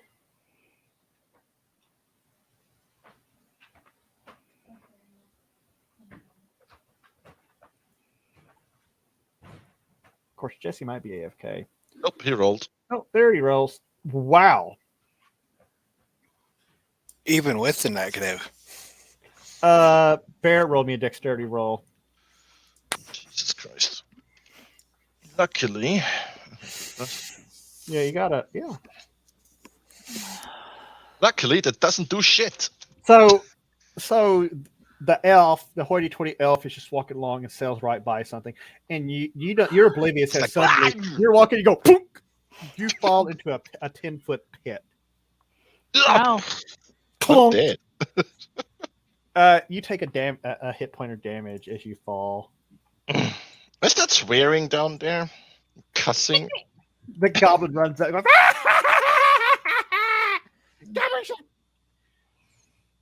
pee on you. Yeah, I'm gonna murder him if he does that. He's like, how are you gonna do anything down there, shit brain? Get my way out. Who's gonna try to help the poor gnome? Get me out of here! Barbaro. Pull out a rope. Drop it down. Okay, give me a Wow. dexterity check coming up that sumbitch. Me or him? Him. He's got to roll. He's got to climb up. 14 or higher. Not gonna end up well. Nope. He gets about halfway up and then his little greasy little hand slip. Ah! Clunk. Tie it around you. It's not dignified. Golly's I'm not a barrel. Tie it cleric's around The you. cleric's looking down and she's like, "Then fine, stay down there." Fine. I'm gonna wrap it around me. And he's carrying the dead body. Once he's got it tied around himself, Barbara will pull him up. The house Fizzle Spank will hang their head in shame. There. Now we got Doc's fears. Oh, Lord. So you managed to get him out and you resume your track. Lightning flashes again and the rain start beating down on you hard. And quickly you guys are soaked to the bone and you're freezing and you are miserable. But about another 40, 50 minutes goes by when you look up, you see this large ethereal snake flying through the heavens towards you. Well, we're fucked. Turn back! Turn back! It echoes and booms through the region. And I want everybody... let's see, we're going to go with Bear first. Bear, I want you to make a charisma save. Oh, good. Everybody. Get 15 or higher.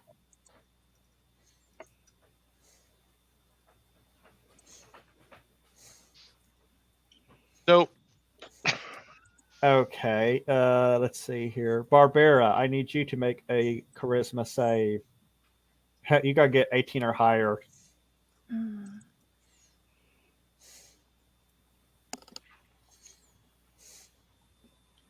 Nope.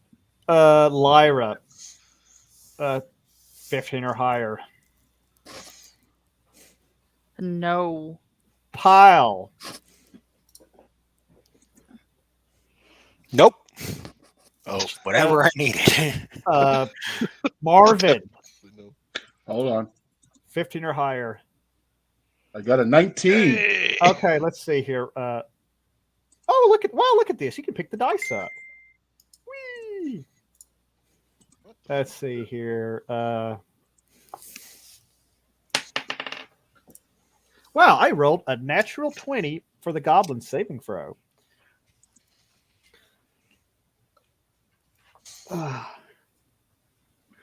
First, do you got the snake flies around a bit? Do you guys alter your course in any way?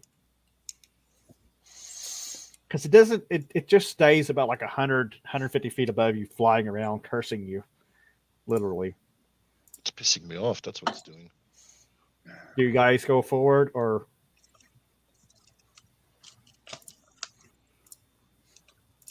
I'm a guest in this party, tagging along so I don't die, so I shall follow. I'm gonna go forward because fuck you, Stink. Fuck you, Snake. Okay, Jungle Recon.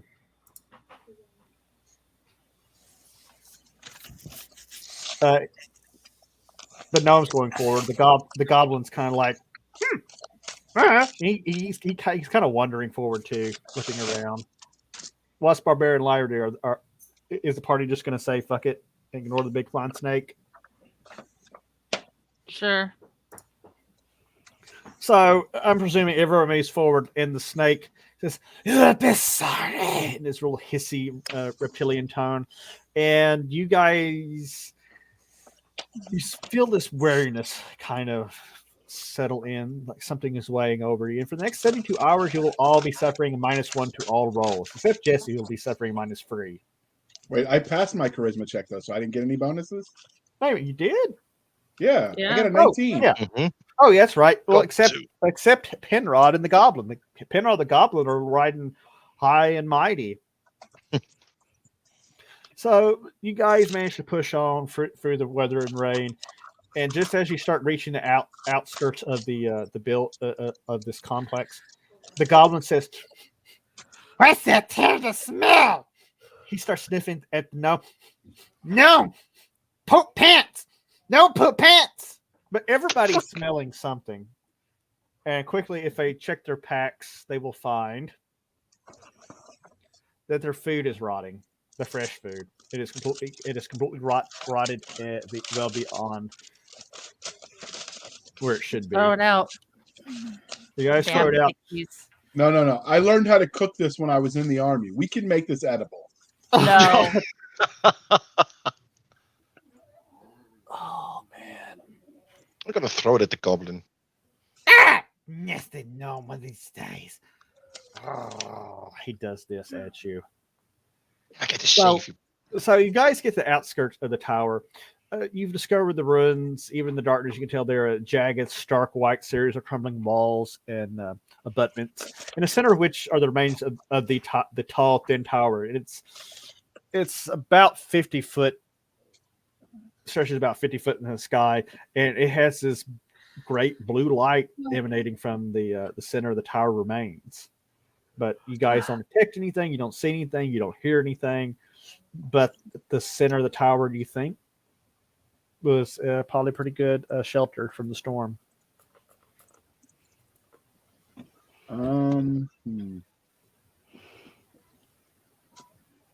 Which stat would affect your perception of your surroundings? Wisdom. You do a wisdom check. So you would. So can I do a wisdom check? I've got an 11 wisdom. I probably won't get it, but to do a successful wisdom check, you'll need to roll above 15. All right, I'm gonna try it. See what I notice. I got a 19.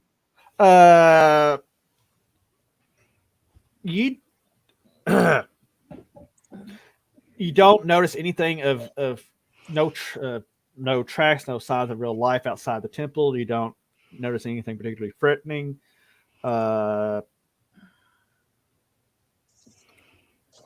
You notice the central tower is the only structure that appears to be standing in such a way that will offer protection from the elements. Okay, I passed that along. You guys go in. Yeah. Yes. You guys entered the tower and you discovered that the source of the blue light is originating from a few remaining flagstones in the center of the tower. It's just this pillar of blue light that goes up and out, emanating. Does anybody touch the light? Does it appear to give off any aura? It's very auristic. Yeah, it's beautiful. I'm gonna see what the cleric thinks. I don't care what you think. I'm gonna touch it. The gnome touches it. Nothing happens to him. All right, then I'll touch it too. Why not? Nothing happens to you. The cleric shakes his head. Does anybody else? I'm sorry. Does anybody else do what? I didn't catch. Is anybody going into the blue light? No. Step into the light, Caroline. Yeah.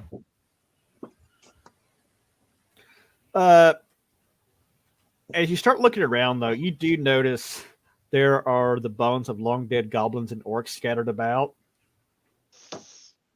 And there are some strange tracks in there that seem to be fairly fresh. Who wants to do like a survival or Sock? How about you do a deer stalking check, a wisdom check for me? Okay. 15 or higher.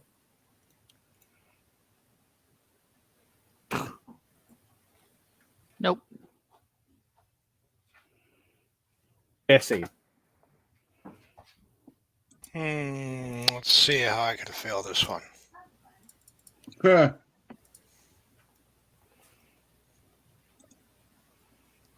Well, you guys think it appears to be some sort of large, attractive, some sort of large animal. Maybe, definitely not a bear. Maybe like the kind of animal that like someone like Mike has to worry about, like a cougar or a lion or something like that. Huh. So, do you guys decide to make camp here? Yeah, why not? Yeah. So, yeah, you start setting camp here, and the storm is raging outside. It is miserable. It is hitting hard, and I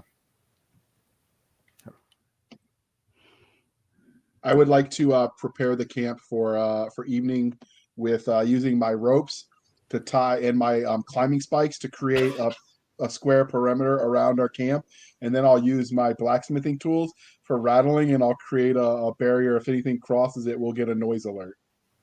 that sounds like a trap ability, which is to the rogue. So in this system, when you do ability checks like class ability checks, you give you add in your level as a bonus, and those who attempt to do things that are outside of their realm of expertise, you basically just do a flat roll. So in that case, This isn't a skill per se. This is just basic survival. I have rope. I make alert. yeah, but survival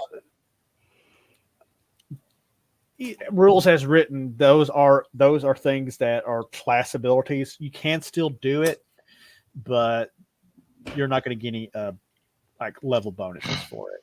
And Okay. what you're doing getting very hard. So just roll above 2.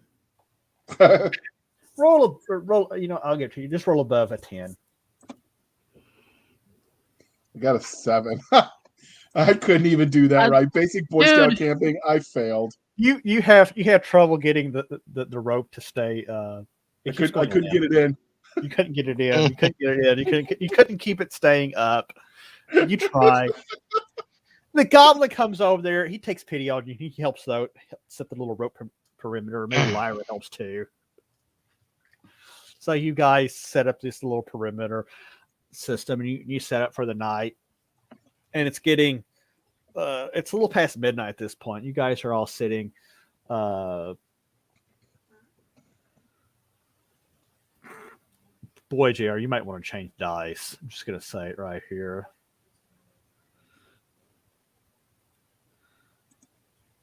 I'm using the VTT dice. The built. I know they're like, man, those dice hate you. Some days they will roll like shit, and I'm just like, nah, fuck it. I got the charisma check and I got the wisdom check, but not when it counts. Yeah, that sounds about right. Yeah. So you guys sit in, you start eating and stuff, and about 1 a.m, something trips all back the clingy clangy noise traps that you set. Is it me because I'm investigating the light? Okay. Give me a hearing check. Let's hear. No, that's just a 12. Actually, it's an 11 because. Jesse, you have like a bonus to hearing, don't you? Yeah, +2 to listening. Give me a listening check, and I'll even give you like 1d20 +1 at this point with your curses.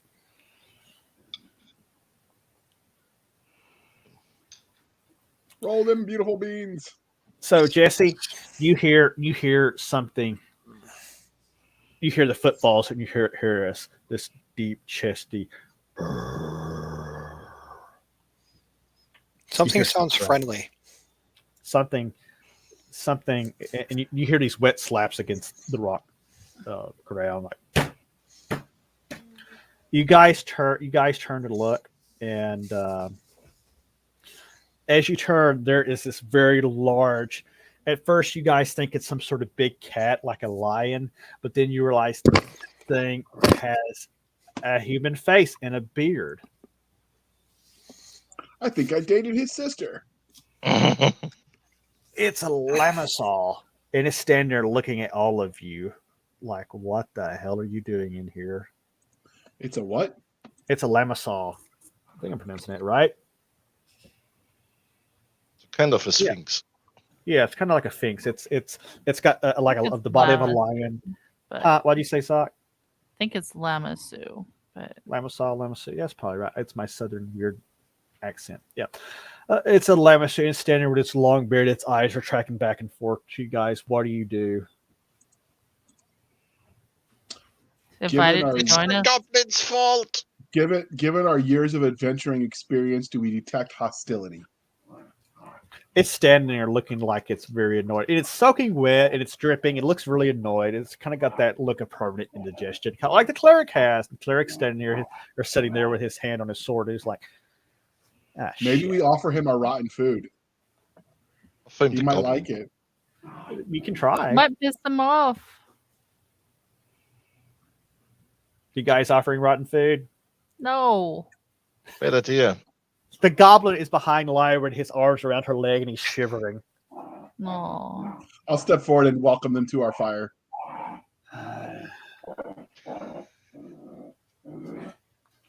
It sounds like somebody's getting ready to get eaten over there at Zock's house.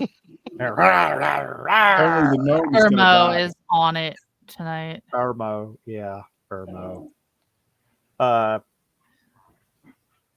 He's trying to get Mocha to play, so it's probably about to get real noisy. So, I'm distracted by the puppies as usual. The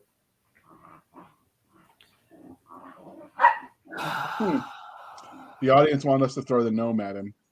Fuck you! Throw the gnome. When in doubt, Throw the goblin. Throw the gnome. Throw the gnome. So Penrod steps up and does what? I bow and I welcome him to the heat of our fire. Do I know anything mythological about these things? You recognize what it is for damn sure.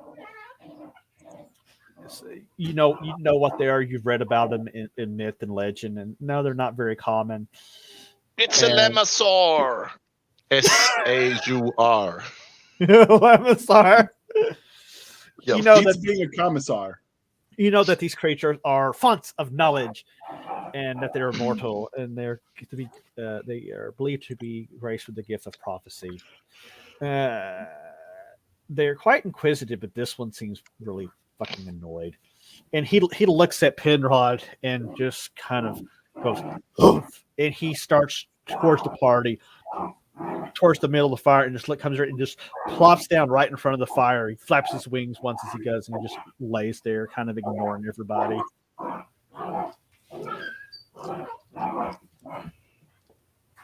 Okay. That's the Lemasaur sleeping. No, Yes, he's makes him sleep. he's laying there and his tail slipping back and forth. Does anybody try to engage him or with sword point or words? All right, I'm going to give him a riddle since they like riddles, right? You can try. Right, I'm going to ask him what goes up a chimney but can't go down a chimney. Oh God. Roll initiative. Roll No, I'm just initiative. I'm just kidding. He gives you a look, and he gives you a look, and he says, "Don't insult me with your stupidity, boy. It has been a long night. It is wet, and there's a bunch of freeloaders in my den. Why would I want to hear stupid riddles from a child like you?" I mean, I would say that too if I couldn't answer it, but welcome to my fire. he swats you with his tail.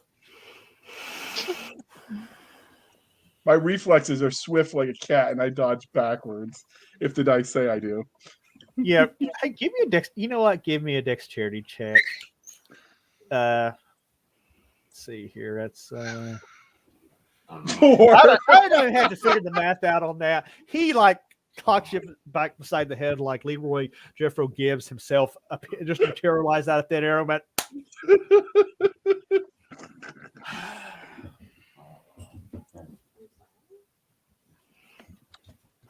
Quit. he sighs a bit and he's like, "What's with the goblin? Is he a prisoner of yours or?" He's my friend. He cocks his big head and he's like, I'm just going to go, she's crazy. She's crazy. Says the one who was talking to a fucking cucumber. She also lies. I curl up and fall asleep. The Lamasu, he snorts in laughter and he kind of looks at you guys. He's like, While he's laughing, there has been a Tyrus cam. We demand proof of life. God damn it. I get to pull him off the German Shepherd. I heard the noise. I was like, I want to see what happened. Why am awake? I don't know. Hi guys. Hi. My namesake is Tyler Shrek because I'm fearsome. I really am. I like to go over and kick the shit out of my brother named Irmo. and we're not being shields. And the German Shepherd down below isn't named after Tyler Stretch's ship either. So hi, brother, how you doing over there? We're gonna have a moment, Irmo. Like hi, hi,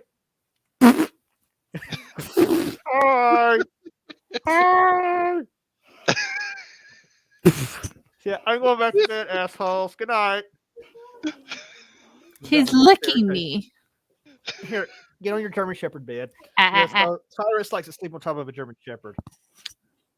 Well, Mister, I love puppies. Well, really missed it. I guess I don't know if he's watching or not. I don't know.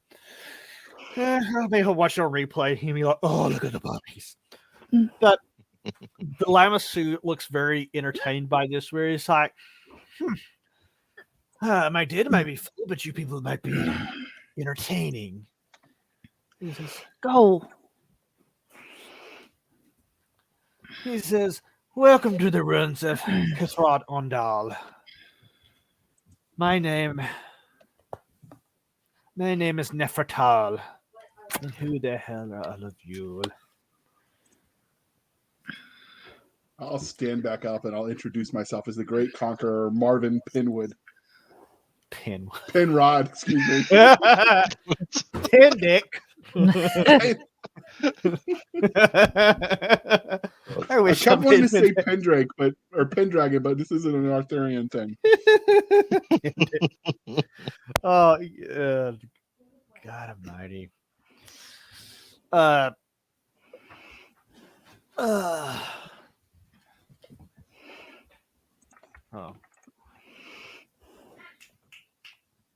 Hey, Zot. What? Do you want to go to? Do you want to check out early? Or does anybody want to check out early? What might be a slight role playing session here. Those who want to take part can stay. The rest of them can go. Oh, I got you 3. Thank you. Because I can guarantee you nothing too exciting is going to happen, and we don't get Jared very often, and I want to take the opportunity to insult him even more. You've got ghosts behind you, Zoc. I see movement. That's Marissa. No, the house is haunted. We're going with ghosts. We're ghost. It's ghost. Okay. Yep.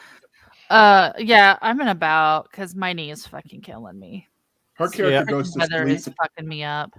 So Barbara and Lyra go to sleep.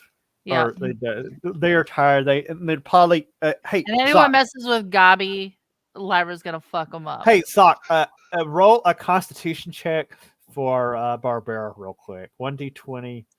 Actually, straight 1d20 since you're cursed. 12. You're coming down with a cold. No, Okay. actually, no, you made it. Roll one for Lyra. Yep. No. She sneezes and starts coughing. She's sick. Mm. Oh no. So I've been asleep for a little while. So Okay. she lays down. She kind of conks out. Rivera eventually dozes off because she's had a long, hard day trying to save stupid gnomes that get eaten by alligators. But good night, Sock, and we'll see you tomorrow.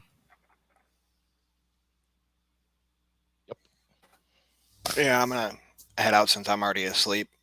Okay, we'll continue this nonsense for a little bit, just because why not? We have a gnome, we have a goblin, we have a JR. That's all we need to be. I just don't want to die in my sleep. No one's going to die. I promise that you guys are you are safe where the lion sleeps tonight. That sounds like a wet dog type thing. Even though it's not a dog, it's a cat, but still. Yeah. Night. Good night, Dizzy. Good night. So the party ends up being fast asleep. The goblin is over there eating a piece of rotten fruit, and because goblins can apparently get away with that, the cleric is sitting nearby, and we have Penis Rod and Fizzle Spank who still Penis Rod. Yeah, I need to redo my spineless learning. So yeah.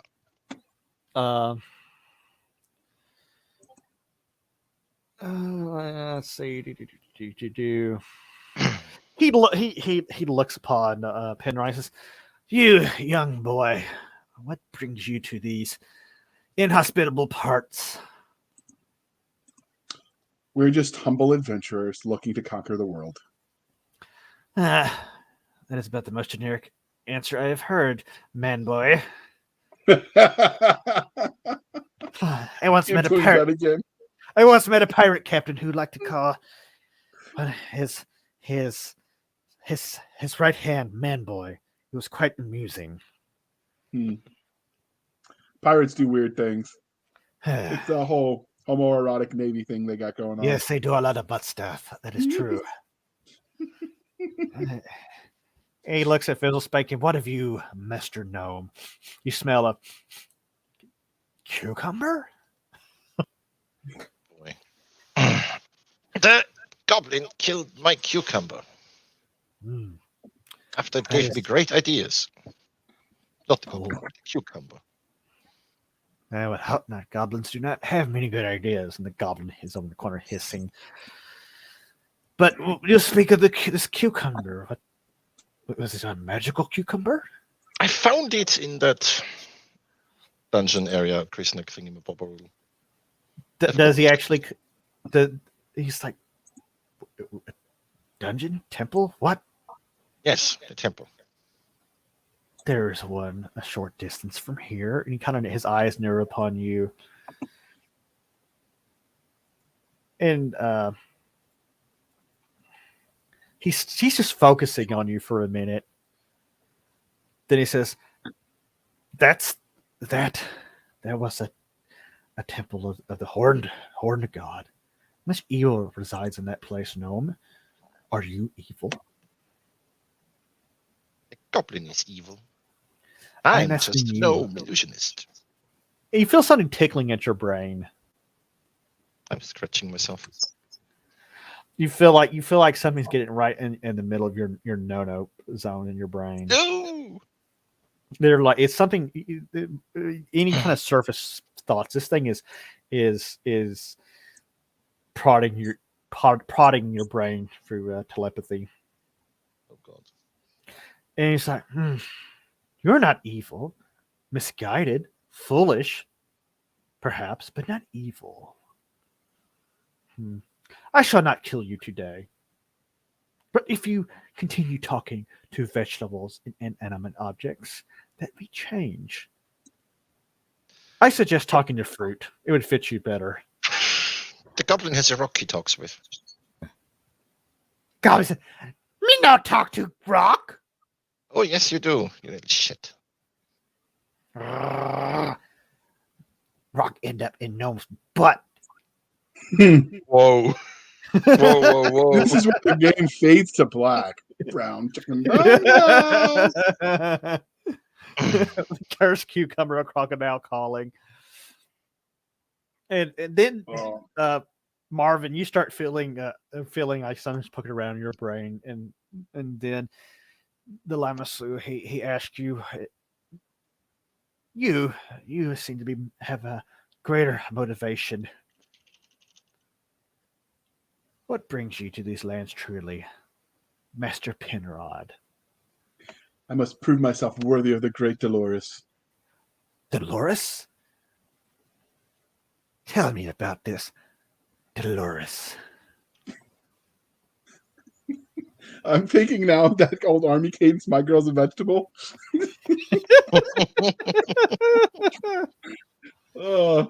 She's in the hospital, and I'd do anything to keep her alive. We're going to go off the rails tonight.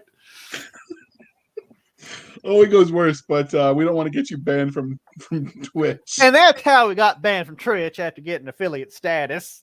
We were starting to make money, and J.R. Hanley came in and sunk that ship. We'll always be grateful for him for that. I had self-worthy of her hand, so I might marry her and have a passel of kids. Those are noble goals, Master Penrodus.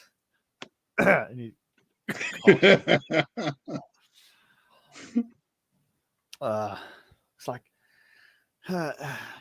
she sounds like such a great woman. It's strange that no others seek her hand. They have, but in the end she will fall for me as she must, for I am worthy. I'm sure. You seem like a very kind of looks at you and At least driven. You were driven. I will give you that.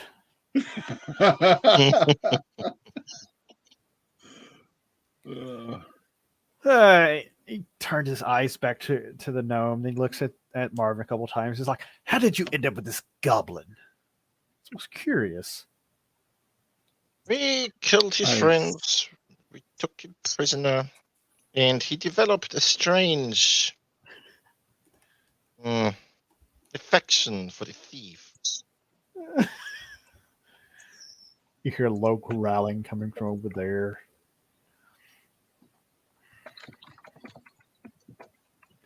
He's like, typically goblins, they are quite evil, but sometimes things sway them to not be such psychotic little butt nuggets." And he says that exactly. Butt nuggets, huh? Yeah. He looks at Marv for me and says, "Forgive me, I was in the company of a sailor for a while." I'm sure you miss him. It was all about the butt stuff with him. It's very strange. That fits. That fits.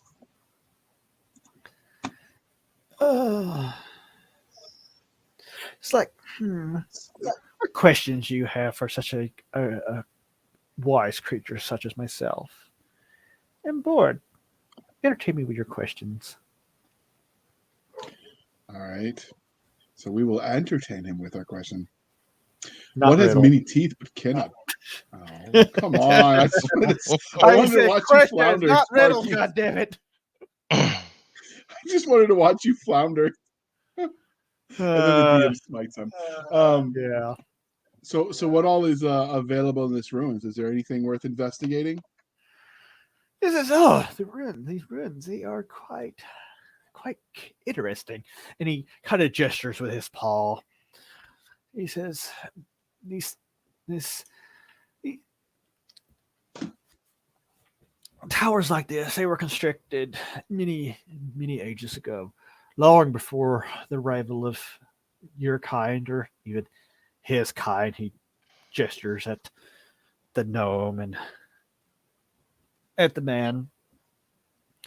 He says, these were constructed by the elves to guard the tree of life.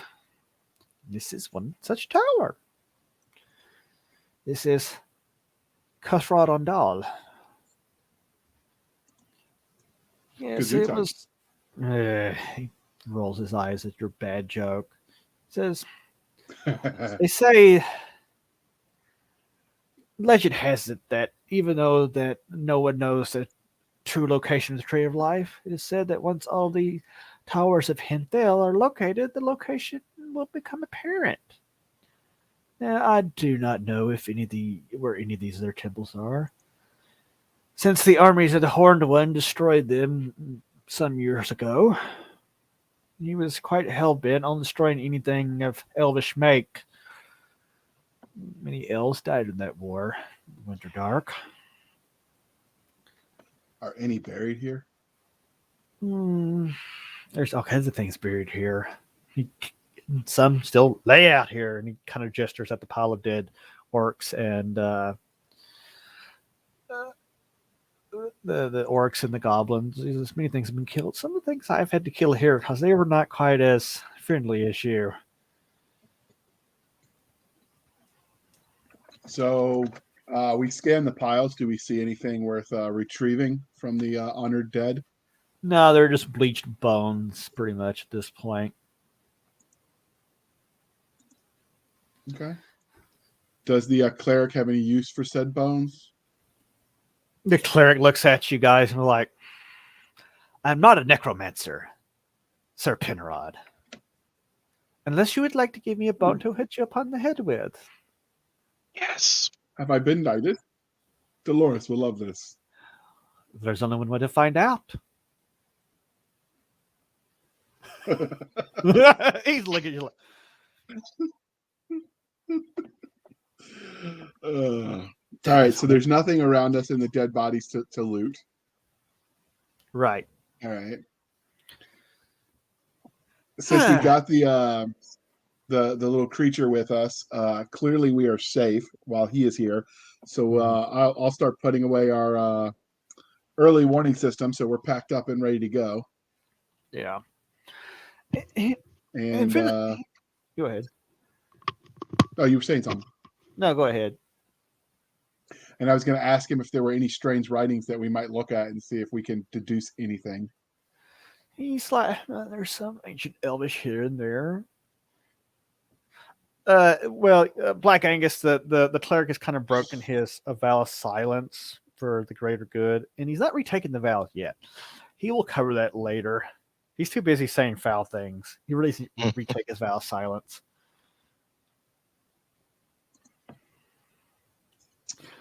I couldn't do the vow of silence. I tried it for 5 minutes. It's just not in Marvin's nature. The Lamashee was kind of like, I'm sure a lot of things that is very difficult for you. You seem to know me well. So where might the next treasure we seek be? Are you asking for a quest? Why not? The night is young. We can sit quietly and contemplate such weighty matters. I'm just face palming.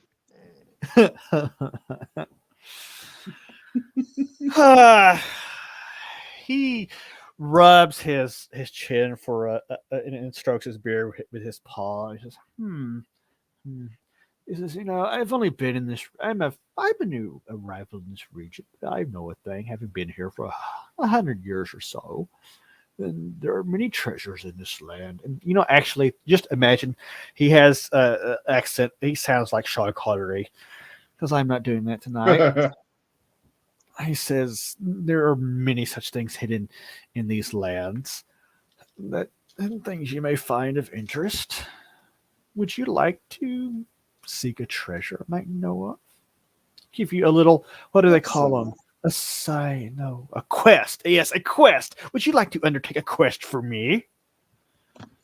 Indeed. What is the riches for which we will seek? He ponders for a moment, looks at you guys studying. He said, "What is within your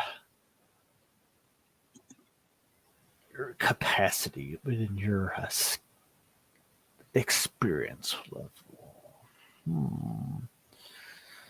He's like, I'm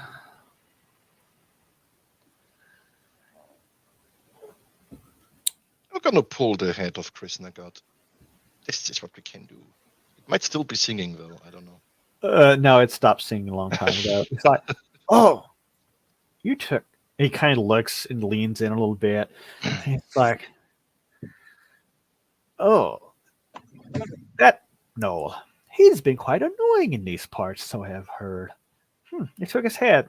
Good riddance. He was quite the annoyance to the locals in these parts. It's like,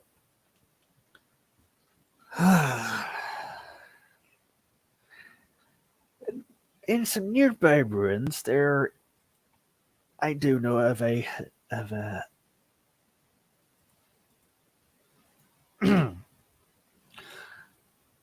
a well-known but lost necklace of New Anok, which is the region you guys are in. It says the pendant of Ascalon. A thief stole it some years ago, about 25, 30 years ago, and I met that thief. He wandered into a cave while I was resting, and we struck up the most fascinating conversation. And maybe he told me, or maybe it just came to me after I was reading his mind.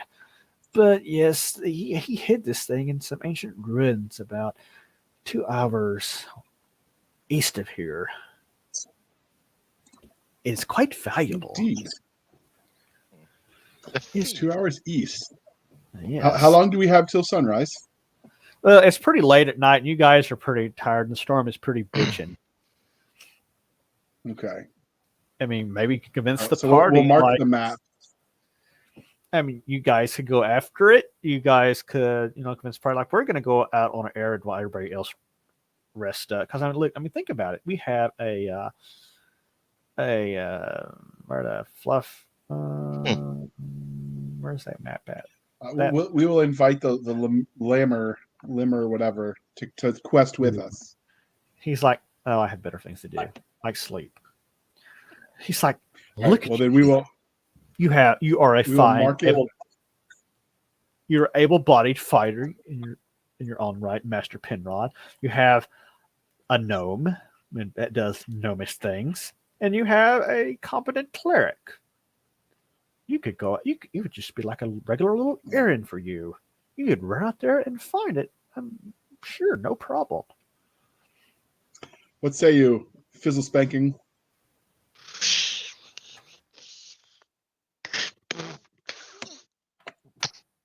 Sure. Why not? All right. So we shall adventure while the other party sleeps, and we will ask while we adventure if the great mighty wisdom partaker shall watch our party while they sleep. He's like, I can probably do that. Okay. He's gonna watch him. So we start adventuring off to join to find the thief. Oh Lord. Do we need to reconvene? I know you don't seem prepared for this. No, I'm not. I'm sitting here thinking about how to pull this off. Let me see here. The Lamaso adds, he says, that thief, you don't have to worry about finding him, for he is quite dead. He had an unfortunate encounter with a party of orcs about 30 years ago. So he's probably long gone, rotten, and the orcs have probably moved on. So you have that going for you. Let me see here. Okay. Actually, just trying to prepare a map for you. I'm going to do it right. You mother fluffer. Yeah. Hold on. So, JR, do you want to talk about any kind of book packages or anything while I'm sitting here looking for a map real quick? So while you're looking for the map, I do have a question. So this map that you've got on there that says the Malforton to Bootkenberg, is this like part of an actual adventure that's pre-made, or did you make this up? No, I'm running the A series adventure from Troll Lord Games, because this was actually supposed to be kind of a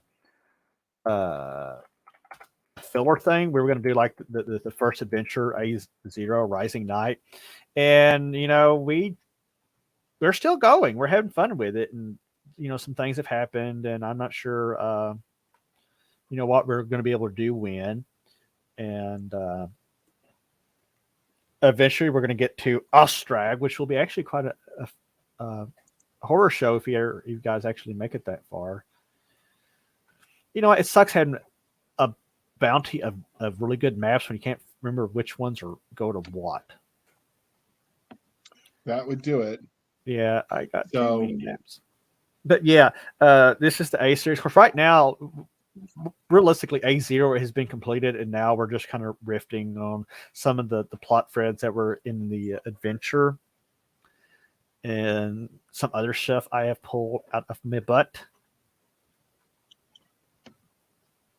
What level are the party? Everybody's level 1 except for the gnome and the illusion, the gnome illusionist and the cleric. They're level 3 because I was going to decided to be nice to give them make them actually useful. Oh my god!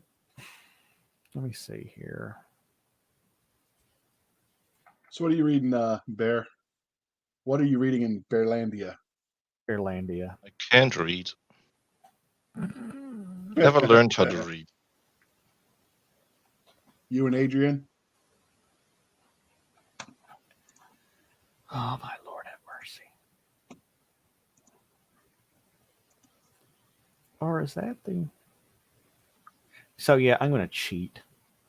Oh, boy. I'm going to cheat. So, hold on, man. Let me pull that up. Assets, Seafoot. games. What was the name of that folder thing? Come on. Nope. Okay. Underground. So, while you're doing that, what made you decide to switch from Roll20 to VTT? Foundry gives you a lot more functionality, and it's just overall it's a lot more flexible system. Sometimes Roll20 does some really funky shit. I mean, if Roll20 is good for basic stuff, but Dice rollers sucked even worse than this one. There's that too. So okay, I got the thing. Okay. Now Trollord is the one in Arkansas with you, right? Yep, we're right down the road from here. Okay. Down by the holler. Down by the holler. Let me upload this real quick. Maps. Choose file.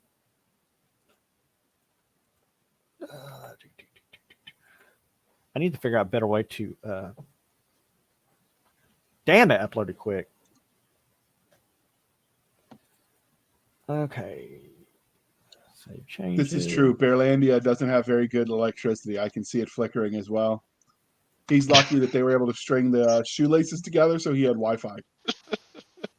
I don't have Wi-Fi. He's got a tin can and strings. I mean, Yep. you call it Wi-Fi. No, if a cable that goes there, and then the other cable goes there, and it's all cables. Okay, so random. But you have Wiener Schnitzel, and you have that going for you. Yeah, everybody has that nowadays. Okay, back to the game. So he's informing you that the thief is dead. He tells you, he says, yes, Caesar. So, supposedly he hid his bounty in some runs at about 2 hours east of here in an outpost that once belonged to the Horn to God. You might no telling what you'll find out there. I'm sure cable groups such as yourself will be able to find it. Yeah, I'm so dead. So it's about Absolutely. it's about 3 a.m. now. The cleric fighter and the illusionist. Yeah, they'll go. Everybody else is going to stay and recover, and you guys head out. Do do do do do do do. You take the directions that the if I can find the damn The Lamasaur. He wishes you good luck as you head out the door. That's not suspicious. And we're traveling light, of course, just our empty sacks to carry the loot. Because why carry extra? So we'll move a little bit quicker, I'm sure. Yeah, so yeah, you can get there in about an hour and a half. So let me see. Let me get your tokens. There's a token. There's Marvin. There's the cleric. Wow, Marvin's token is so little. He's not that little in real life. Whoa. He's a manlet at 5'7". Well, yeah, but even there we go. In gnome standards, you're shorter than I am. So you guys have start to find signs of this place. Just around dawn. And okay, hold on a second.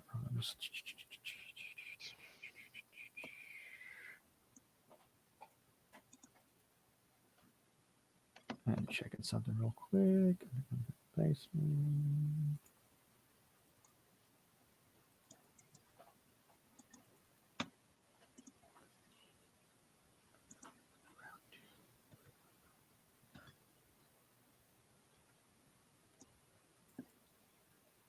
Okay.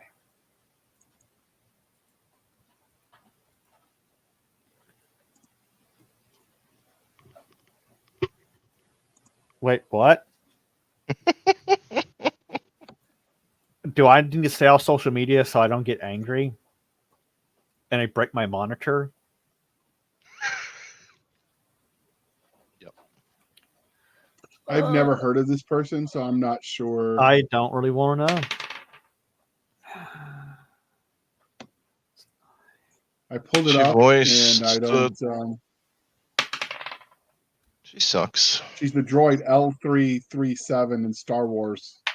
In Han Solo movie. solo story, whatever. Terrible movie. So, Yeah. you guys start coming at dawn. You see the outline of the ruins up ahead, and there is a random collection of. Can I look at you guys? There we go. Add thing. Activate. It's going to load up. You guys come up from the south west, and there's a series of ruined buildings that you guys see, and it seems very quiet. It's very quiet. And there's still a light rain coming down on you. Good job, Black Angus. So can I fix the last Bond movie? So she ruined it then, because oof. All right. So can we do a wisdom check to notice if we notice anything that seems off about the ruins? Sure. Get roll 1d20. Get higher than 15. That's not happening. The cleric looks around too. Wow, natural 20.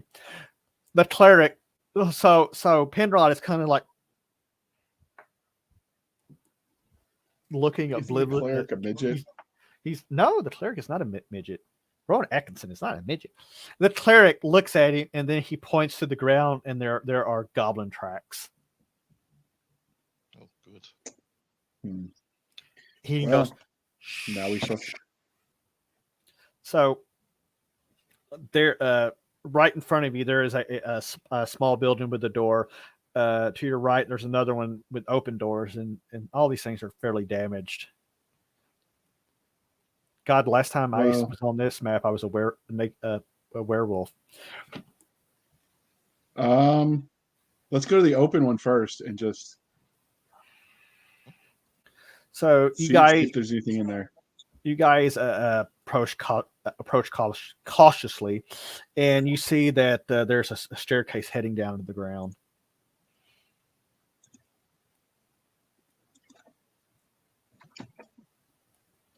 All right. Did I notice any indications of recent activity? Not around there. The tracks seem to veer to the left of the of that building. It seems to kind of go around. I'll look back at the cleric and I'll shrug, and cleric and Fizzle Spanks, and indicate that maybe it's worth looking into. Because if we can get in and out, going down. Because if we find it without ever encountering the gnomes and goblins and such. That's racist. You are insulting gnomes everywhere. JR, what is wrong with you? Cancel him. We didn't have any of those in my village with Dolores. She wouldn't allow it. Your girl sounds like a bitch.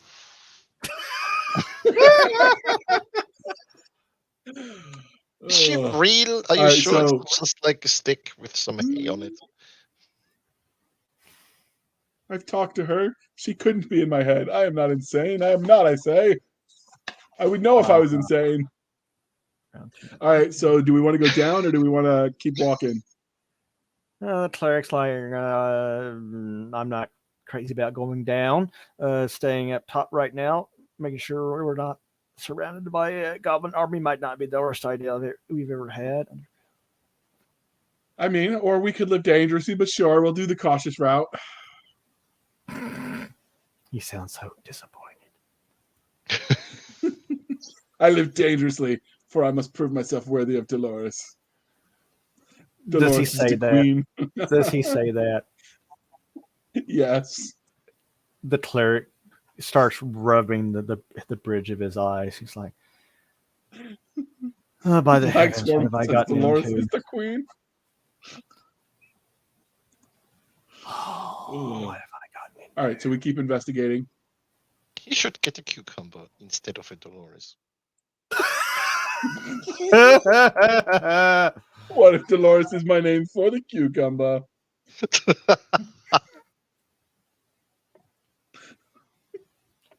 Watch Sparky do a plot twist. Dolores is a delusion. It's a figment of my imagination.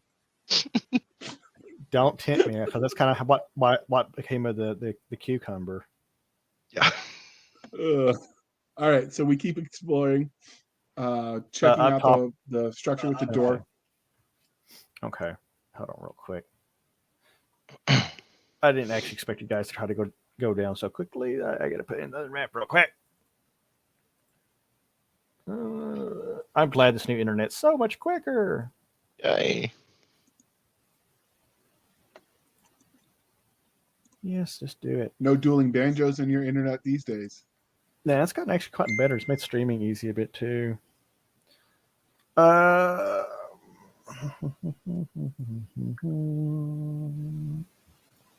really have too many screens open.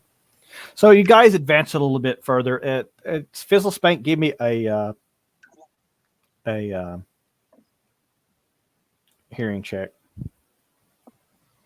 Hearing check.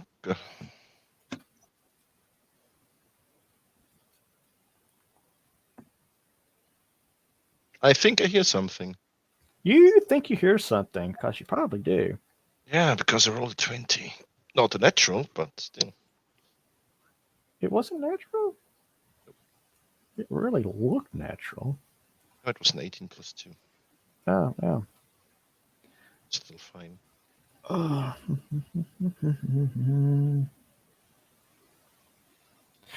On the platform, so where you're standing, if you look forward, you can see a...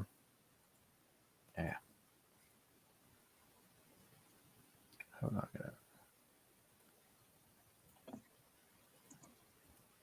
There we go. So you can see a series of buildings right before you, and there's a walkway around, and you hear a scurrying up in that building. Something is moving there. And I point. Okay.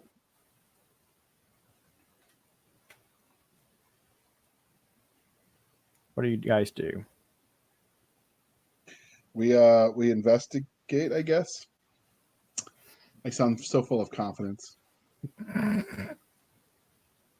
Yeah, I mean, why not? Let's go forward and see what we can find. Okay.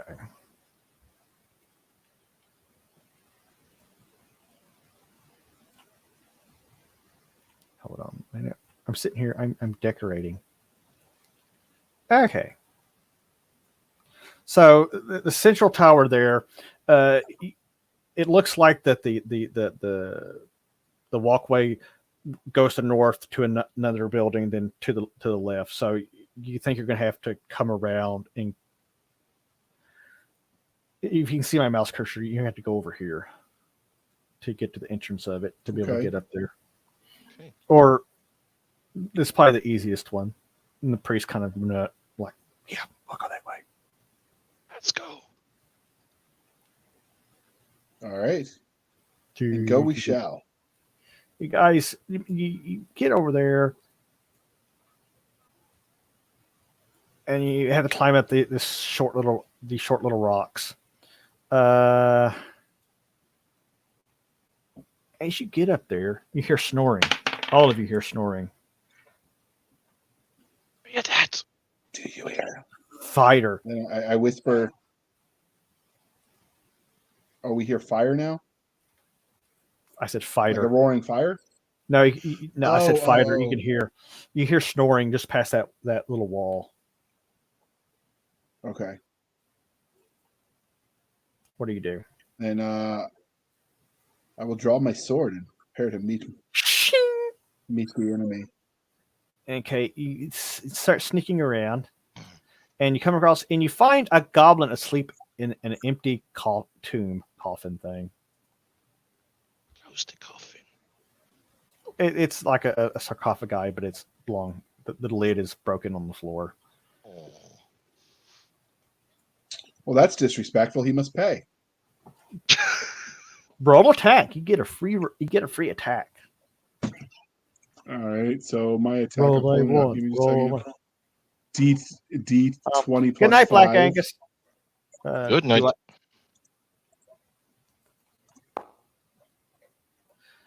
15 plus 5. I got a 20. You roll up and you stab him. You pretty much use a sword to slice through his throat and kill him as he lays there. Don't disrespect the dead. The cleric does not approve. The cleric doesn't care. They're goblins. You manage to nail him. And you hear snoring from another room. All right, I'm going to keep going forward until I can see if I can kill them all before they wake up. Gonna follow him. You find another one. He does another not wake attack up. roll. Yeah, another attack roll. Just get above 10. I got a 13 with an 18 with my bonus. Roll damage.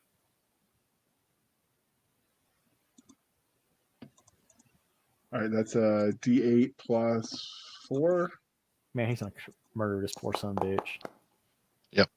I got a 9. You kill him outright. Oh. All right. Anybody else wake up, or are they still sleeping? No, and you don't see any more in here. All right. Do we'll search the body? What do we find? You find the junky ass goblin gear, nothing of real value as far as their weaponry and armor goes. But Coins, you find probably about jewelry. between you find probably about 6 copper. Yeah, we'll take it. Why not? They don't need it anymore.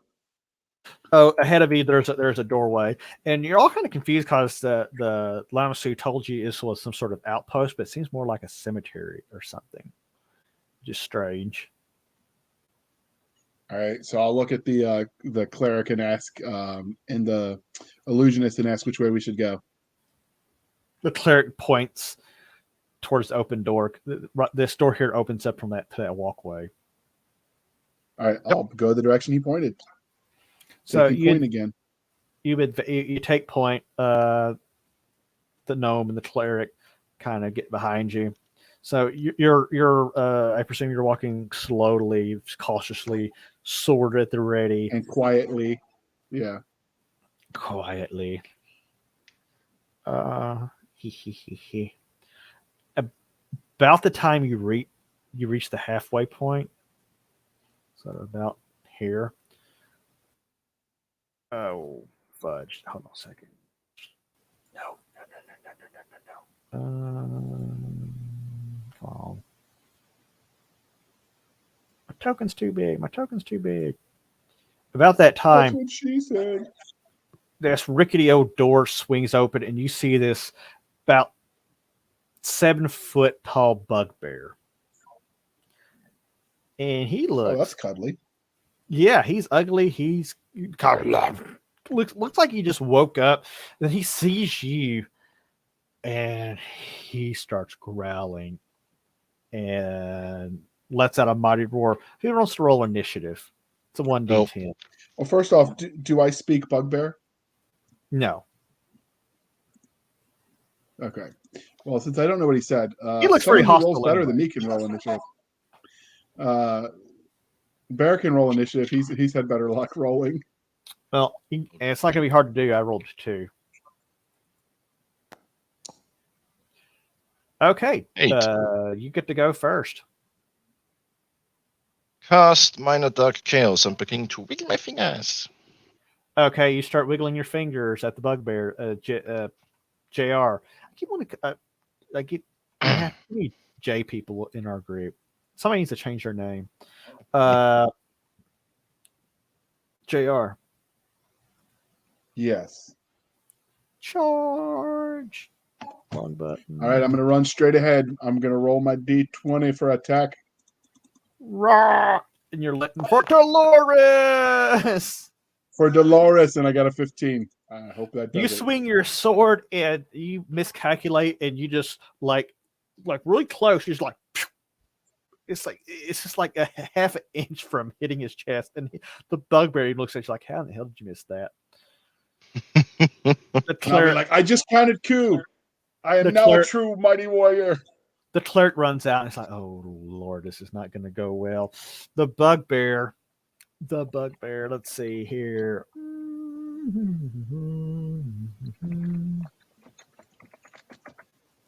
The bugbear stabs at you with his spear. Let's see, that's 12. What's your AC? Your AC is, oh yeah. He stabs you for.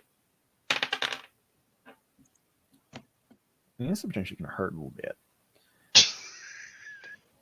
Yeah, it's what happens. Yeah, welcome to the party, pal. He stabs you with his spear for 4 hit points of damage. This is how. I shall laugh it off and sing my war song. As he stabs you, you hear the scurrying and fluttering of goblin feet behind him. That picks us back around. Okay. I was going to ask if I'm at front and it's a bridge, can they still attack from behind me, or do I have to continue fighting solo? See what kind of weapon. Well, the gnome will be more able to help you because now if the cleric had a spear, he could in that too. Like the cleric could throw him over you. Okay. It's your turn. All right. I am setting the roll up and my attack roll. Oh, whoa! Natural 20. Natural 20. Natural badassery. So that is slashing weapon. Let's see here. I want you to roll damage, or is that an instant kill? No, roll a 1d10. We have a very kind viewer made us a crit table. It's full of all kinds of awesome shit. All right. So you roll a 1d10. Do I do the +4 still? No, just roll straight 1d10. All right. At the 2. Okay. That's going to be in the right foot. Now roll a percentile. D100. All right. 57. Let's see here. So you strike him you strike him in the leg, and you pierce through his leather armor. And let's see here. He gets a save throw versus the damage. He does not get it. He starts bleeding majorly, heavy bleeding, and you've crippled him, and you do the max damage plus. Let's see. That's going to be 8. Holy crap! 8. 12. Woo! You're going to do like 12. 4. It's 12. Yeah, you're going to do like 12 hit points of damage. So that's going to be pretty good.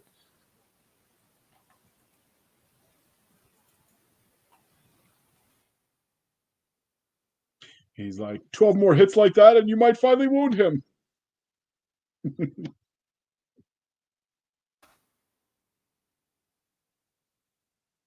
What the? Hold on a second. We're having problems here.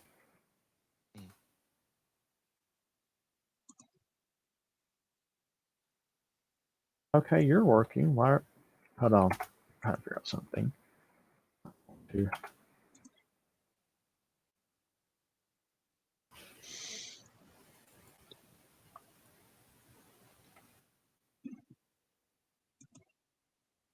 Okay, can I?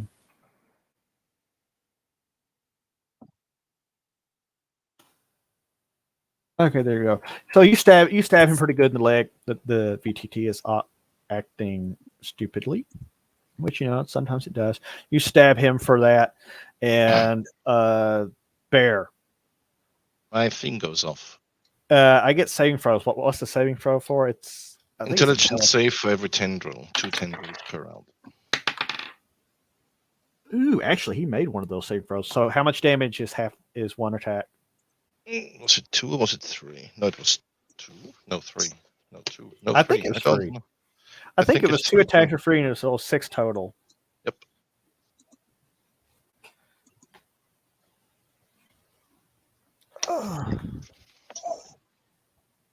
It's 3. So, as he gets stabbed in the leg, suddenly these smoky tendrils appear from the ground, and one of them kind of manifests itself, then blows into smoke and blows away. But the other one, no, he's gonna be able. These tendrils start slapping him and burning into him, causing him great pain and anguish.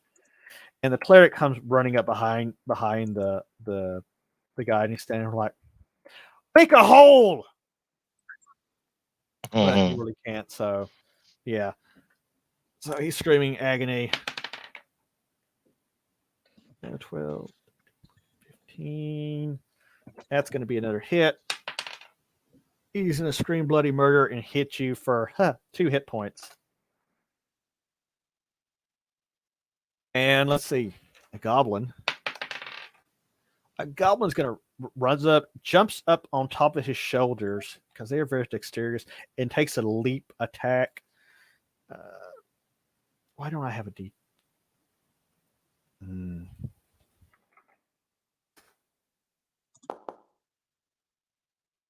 He is going to fly over the fighter thanks to a quick duck. He's going to go at him. The goblin comes down with a raised dagger and stabs at the cleric, but he throws a shield up, and the goblin kind of bounces off and hits the deck. But there's more goblins behind there, and they're pointing their weapons around the bugbear, but they're not making contact. Back to JR. JR, what are you doing? As goblins fly over your head. Attacking. Roll. I'm going to keep attacking them. I'm going to keep attacking the thing in front of me because it's the biggest threat. Yeah, it really is. It's going to fuck you up. And I'll like it. I got a 7. And you D20 missed. plus 5. I got 7. A 12. Oh, 12, yeah, wow. That's a miss. My math sucks. But I missed with style. You make contact with the shield. He kind of bashes it off and takes another swipe at you that misses as you're doing the things. Bear. Tendrils are still tickling him. Let's see. So, as that happens, the tendrils come at and like splashing this way, and it screams, bleeding and furiously, and it goes down dead. The black tendrils of shit murderize him. The cleric rolls and hits the guy. Why do I not get to do anything? The tendrils were just doing their shit themselves. Yeah, you didn't do anything. The tendrils did all of it. Yeah, I'm gonna club the goblin. Okay. You're gonna like duck down between his legs. Okay, yep, give me a dexterity check. Give me a 1d20 plus 2. Minus no. Where's the dignity check though? Do you do one of those? Oh. He tries to duck under the cleric and he hits his head on his armored ass. Like, pong! And he falls backwards. His head's up pointing head goes, poo! No! Not the head. And we find out that he's bald. No. That's just the cleric hits the goblin, fixing for a whole hit point of damage. Yay. 2 goblins, though, jump over. They're dead. Former commander. Why don't I only have... No, I took 2 D20s out. Let's see. That's going to be... Well, one of them's going to get a hit. You're very lucky tonight, JR. The purple dice of damage, though, do not want to do much damage to you. I mean, you are almost kind of like about to die, but you're not actually dead, and that's like the most important thing. So just because it's orange, you're gonna be fine. You're up next. All right. For Dolores! That's what I was going to scream for Dolores. And I roll my D20 plus 5, and I get a 23. Roll me some damage. I'm adjusting the dice. I get an 8, so plus 4 is 12. Ooh, you cleave one of the goblins right now. Dolores is pleased with me. Okay, what's the gnome doing? He's laying on his back, looking up at the cleric's ass. With my X-ray goggles. Thinking lustful thoughts, apparently. X-ray goggles. God. Oh, I'm going to try to dart the second goblin all the way in front. Oh, Jesus. Yes! I can do this. If you kill Jared tonight, I'm going to laugh so hard. So, yeah. In CNC, they do have rules for firing into melee. So if he misses, he has to do first an attack roll against the cleric. And if he misses that, then he has to do an attack roll against you. Let's see if it hits anybody else. Roll it. Dart. Is it total? Oh, God. Against the cleric. Nope. Roll again.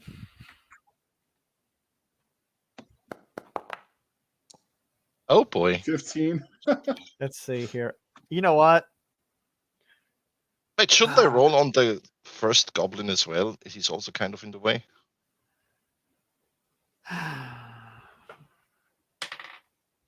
Let's see what it says exactly about firing into melee and missing. Because, we're having fun here.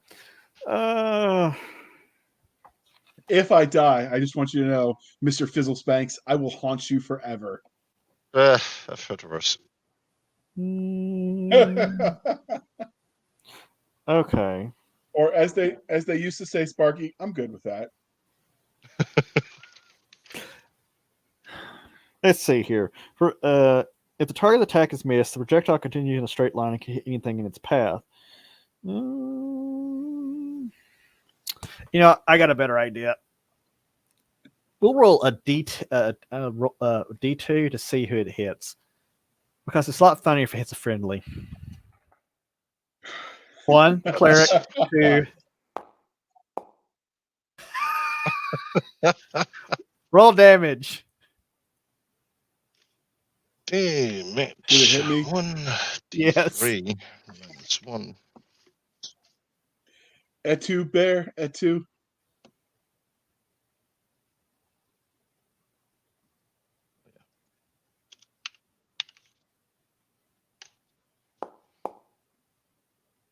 Oh.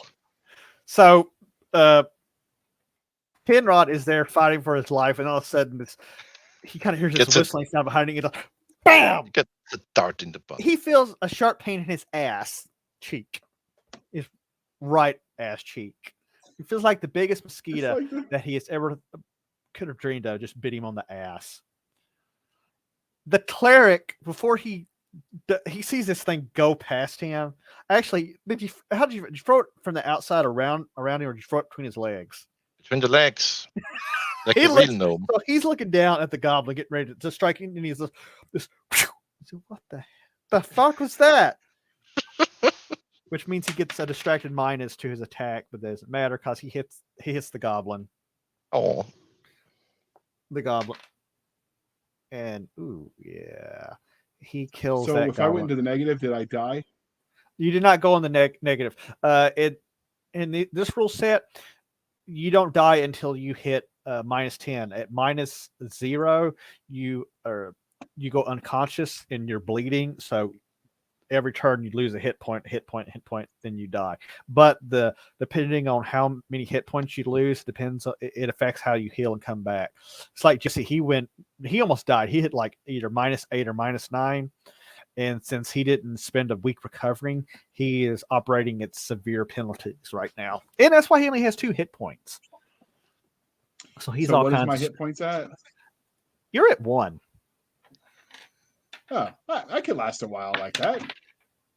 Yeah, because the goblin here takes a strike at you, but you block it, and he misses.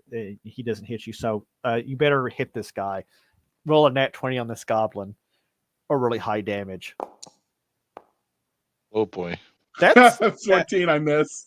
No, if that's 14 is a hit. No, actually, it is a miss. All right. No, sorry, it is a miss. You miss him. Oh. Do you do any? Okay. Do you do anything else? Do you try to back off? Can I swing again? No, you or can. No? You can back up pretty much.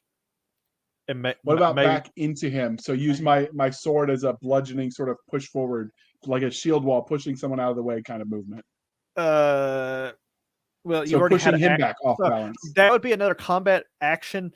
So okay, you could do it next round, but right now they can't go back because there's dead bodies. There's dead bodies behind me that I could trip over in my own team.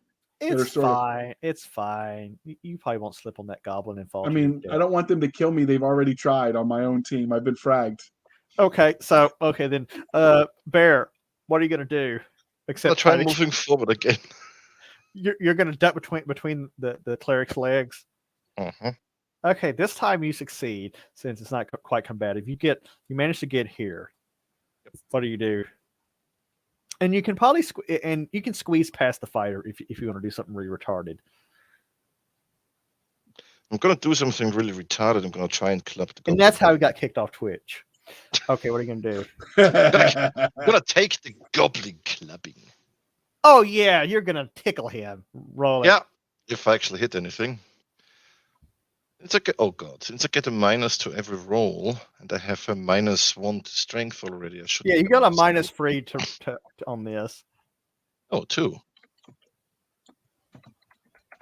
Because I have the -1 to strength plus the -1 to all rolls. That's a 2. Yeah, it was only a -1. Continue. It's an 11. You're walking. You're advancing.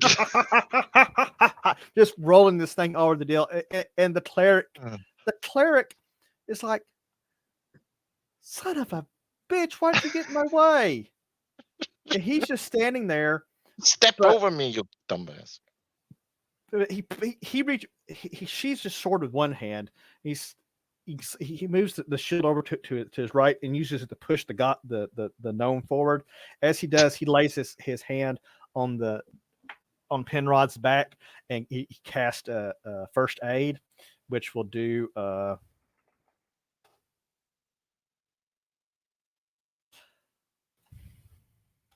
which will magically bind his wounds and give him back 1 hit point, so he's not bleeding.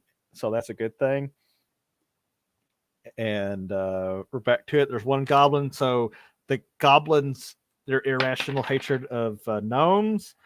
Oh, the goblin lunges at the gnome with a little hand axe, and he scrapes the side of his cheek, taking off half like a half of his beard. It's like slices it off and does 1 hit point of damage. Okay, he's done. I'm gonna murder him.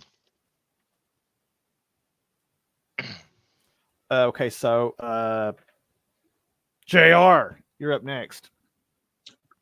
All right, because there's living things that need to be unliving. I will attack.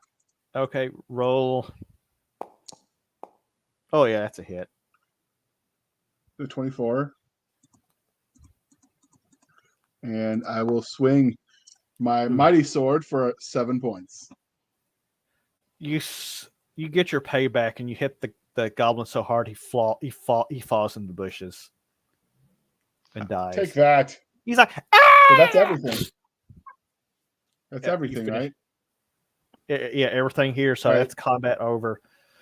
Can we search the dead? You do that. The bugbear has. You find about 12 silver pieces on him.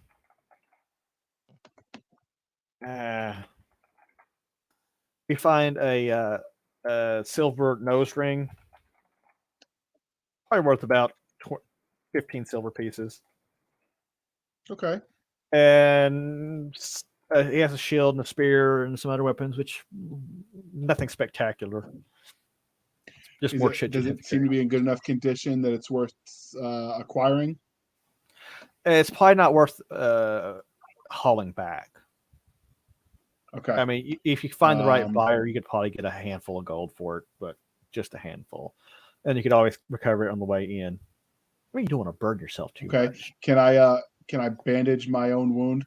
Because I seem to be bleeding out of my ass. Well, the first aid spell magically bandaged all of that, but I'll do you one better. The cleric cast cure light wounds and restores you 5 hit points of damage. Okay. And he also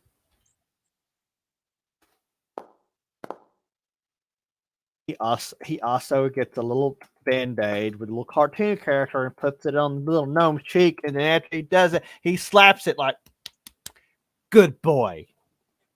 Wow. I'm gonna piss into his water next time. Next time. Well, that's why he purifies all his water. All right. So, do we hear anything on the other side of that door? No, it's dead quiet. Okay. I'm going to open the door and step back to see if anything comes out. You hear some morning birds calling. Do I recognize these actual birds, or is it an alert of parties communicating and trying to do it discreetly? They're just birds birding. All right, I'm gonna step through and ignore the birds birding. All right. I don't know. I'm really freaking amused. I don't know why.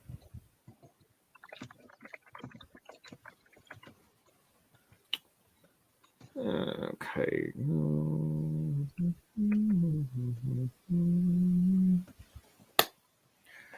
So you step through.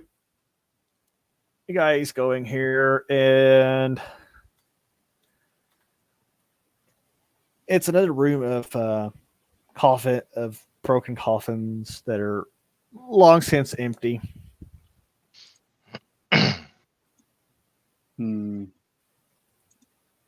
right.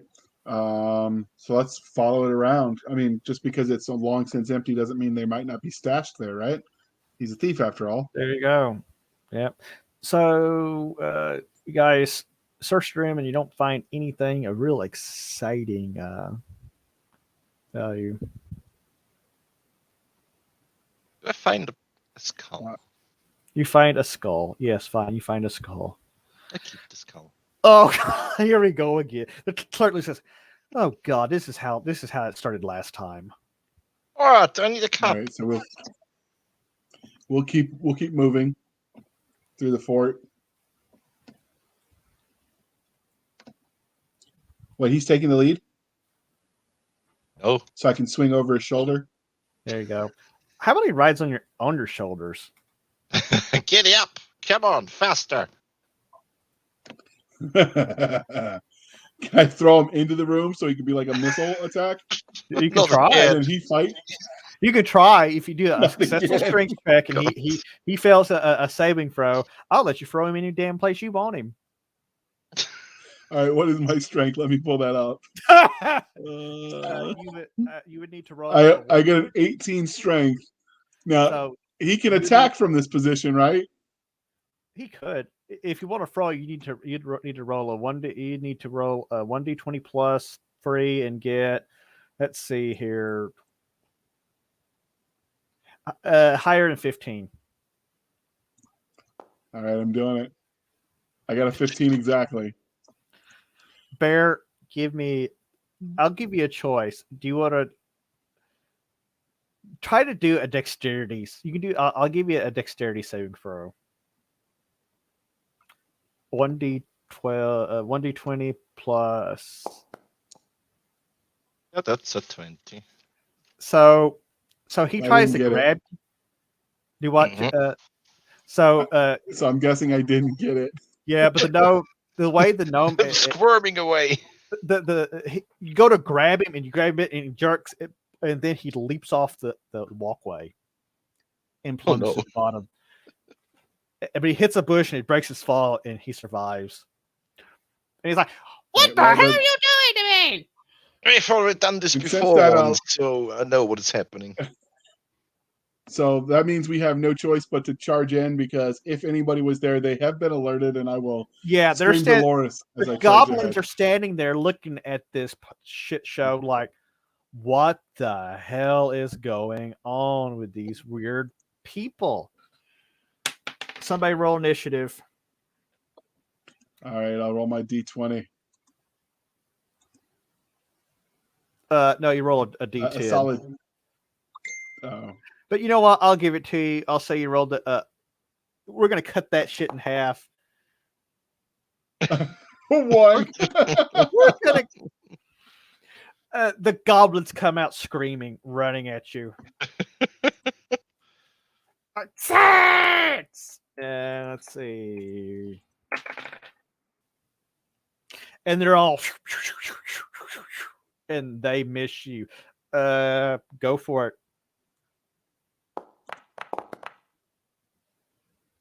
Oh, wow. 7. Well, yeah, you miss. Bear, what are you doing down there? I'm going to go. I can't do much down there, so I'm going Now, to if you around. look behind you, there is a staircase, and you would have noticed a Oh. staircase coming out. So you can just like run right back up, get knocked off, and run. But yeah, there you go. Going back up then. Yeah, you get right about there. Anything else you want to try to attempt? Then I can tell you can't do it because I'm a jerk. No. I'm letting him fight for himself. Out of spite. The cleric snickers at you, but he tries to get in there, and he waves his sword menacingly at the goblins. The goblins come back for another attack. Good lord, my rolls are bad tonight. They miss. Fuck, JR, you're next. All right, hold on. I'm gonna start calling JR Hondo. There we go. One less J name. An 8. Wow, So I was so close to. So both sides are just like slashing at air, and occasionally you're Yeah, we're both like punch drunk. ting ting. Bear, what are you gonna do? Oh, did you ever pull the dart out of his ass? No. Yes, we did. Yes, we did. We're just gonna say yes. It'd be funny if he was sitting there like, boing. I am going to do something amazing. What is that? I'm going to throw my dagger at the goblin. Oh God. He's gonna stab me in the same asshole wound. So you squeeze in there, and you're gonna wait for that right moment where he's, jinking this way or that way. And you're gonna like, Yep. Roll it. Let me. This is gonna go badly. I can tell. It's gonna go in your ass. Oh, I actually missed him. Which means you hit me. No, don't hit you. So you're goblin at the dagger. You fired into melee, so you got to roll again. Yep.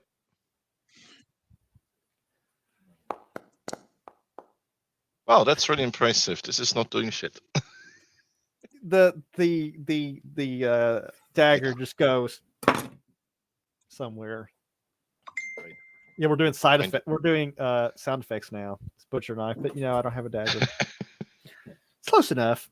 All right. So what's the cleric doing? The cleric he's just kind of stuck there because he can't really get around you. All right. Wow. 14. So yeah, we're the both next going to get so exhausted that there's going to be penalties for constantly swinging and missing. pretty much because I rolled 3 and 5 for the goblins. Bear, what are you doing?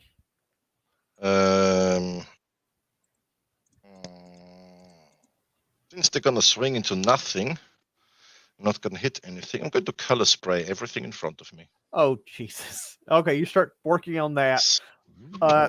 The cleric is getting frustrated, and he puts his sword away. He pulls out his hammer. It was forgotten. I didn't mention it, but he remember the hammer he gave to Owen before he got recaptured and murdered. He found it again. He's gonna throw his hammer. Well, hell, that didn't work. The hammer just goes. It bounces down the hallway and misses. Wow, the dice are not our friend. All right. It's sad. A 4. I get 9. Oh, I got 9. oh, It's wow. worse. Well, your luck ran out though. I rolled 2 I missed 9 times in a row. I rolled 9. 2 17s. Oh, shite. So you're doing this shit, and the goblins like simultaneously come in and like poke you from in the chest at either side, doing 6 hit points of damage. Oh, not again! You lucky SOB. They did, and they impale you like that. I was thinking like they cut your body in half and you drop to the ground dead. Okay, Bear, read me. What's the saving throws for color spray? Find it first. Actually, I have it. Color spray, 5 feet wide, 25 feet long. The cast spell can affect a number of creatures equal to 1d4 plus my level. The result of the spell depends on the hit die of the blah blah blah. Creatures of 2 hit die or less are unconscious for 2d4 rounds. okay. Let's see here. What are you? Okay. Wow. Roll. God. You know what? I don't think you're going to have to roll for how long this is going to. There is no. What the hell? Well, they just need to. Look at this shit over here. What are you doing? Are you getting that chair? Are you going to get comfortable in that chair? Here, get up there. Get up there. No, get in the chair. No. Dog attack. Hi. Oh. Ah. Someone is enthusiastic. Yeah, no one's getting saving throws because everybody here is 1 hit die. So yeah, they don't get any. Okay, then I'm going to see how many get Ow! hammered. Oh, if they're unconscious, we can just stab them while they're down. Right? Yeah, actually, too. You gotta wait. 1d4 plus my level. That's my level. All that stuff up while I get a 3.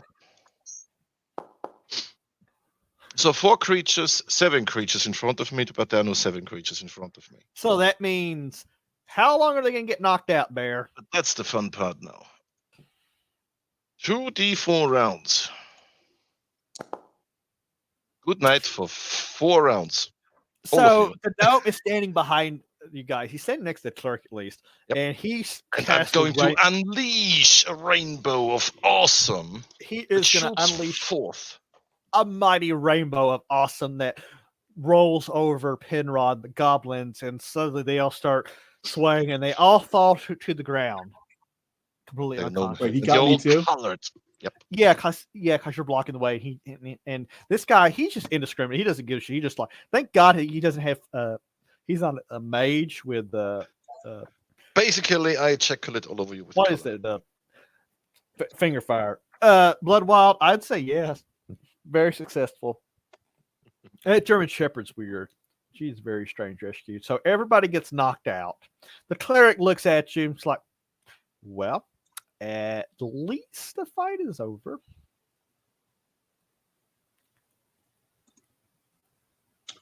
At least stab them while they're out. Yeah. The cleric is going to come forward, and he's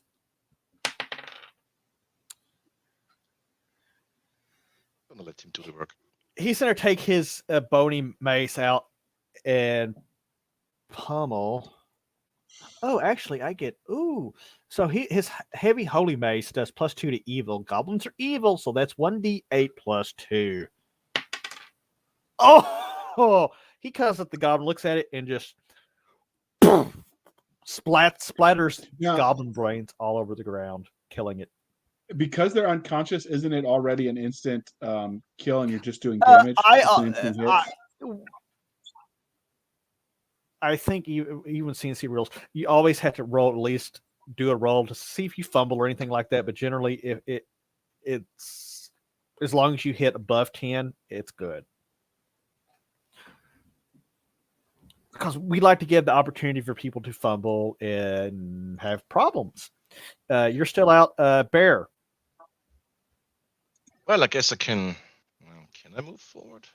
Yeah, you can just like walk right over. Like you just run up Penrod's back. Now I've got a club the other goblin. Maybe I hit something. Oh yeah, get higher than 10. Roll a 1. Okay.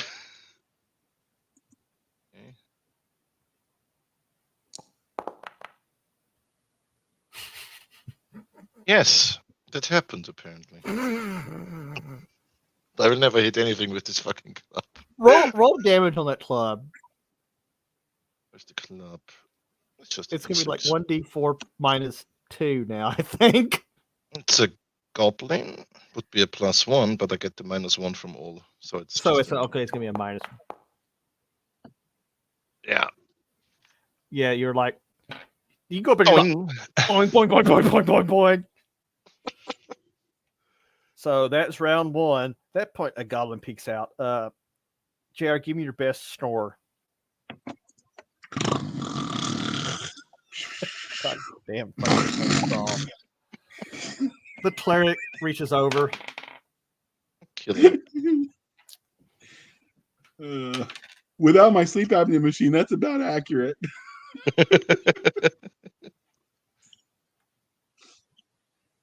He's going in for the killing strike on the goblin, but at the last second he's distracted by the one that peeks out around him and screams, and he misses, and instead of splattering his brains, he just basically completely obliterates the creature's shoulder.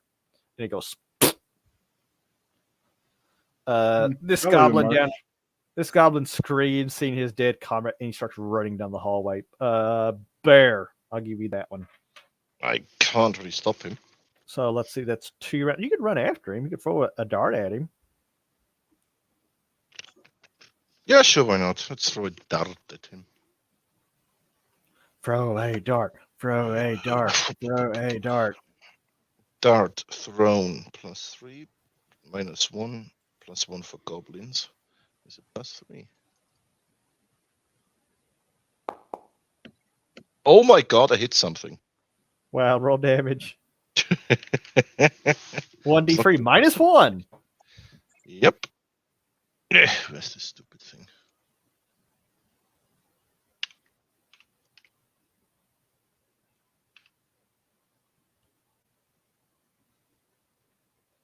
Oh, yeah. It should have been R. Oh my god, it did 2 damage. I hit him! And it did damage. That's the dart hits him in the back of the head, and he stumbles a little bit, and it's just sitting there kind of going.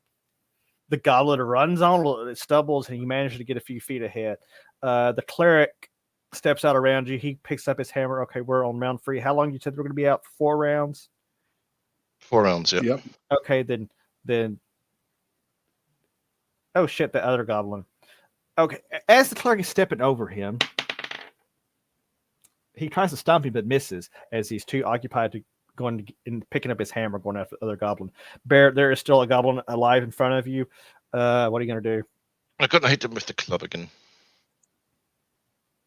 Because what else am I supposed to do? I can choke him. Until he's purple. He wakes Whip up. Whip it out and urinate on his back. Oh, God. You could pull a James Ward. I said the one that got. Nope. Oh damn! I don't hit him. I just you're like boop boop boop boop boop boop boop boop, beating him. Not doing anything. The You're beating him off. You should have shit on him. The cleric is still fairly he's still gimp, so he gets about there. He's like, come here, you little bastard. Can't declare it. Golden can it cast a little cleric spell, golden shower? Yes. Oh, boy. I'm broken. The goblin and Penrod start coming around. The goblin, he looks up and sees a gnome, and he throws a wild fist. What's your well, that hits. I don't have AC's 12.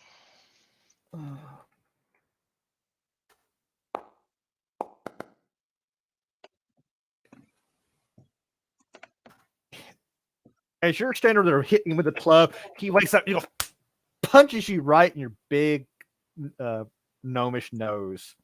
Whoa. Yeah, that's like -5 to AC, so it makes it easier to hit. You're up, JR.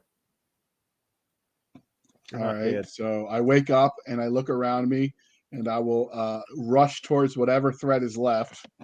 Okay. The first thing you see is hope for the worst. So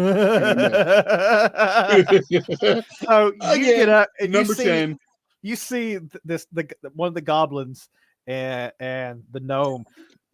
You wake up just as the gnome gets punched in the face, and you kind of stab him, and it just doesn't happen.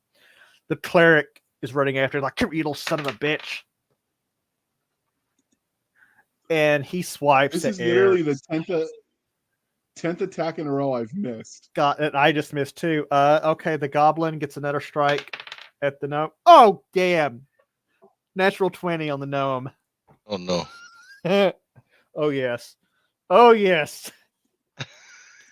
He puts on you. He goes for number 2 attack.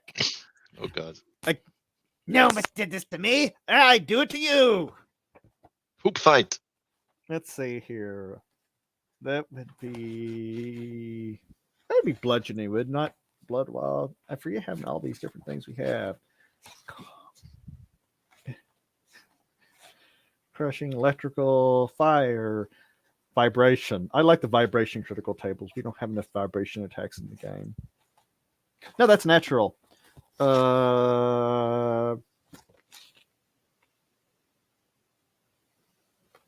Bear, I'll let you roll your own percentile. Oh, boy.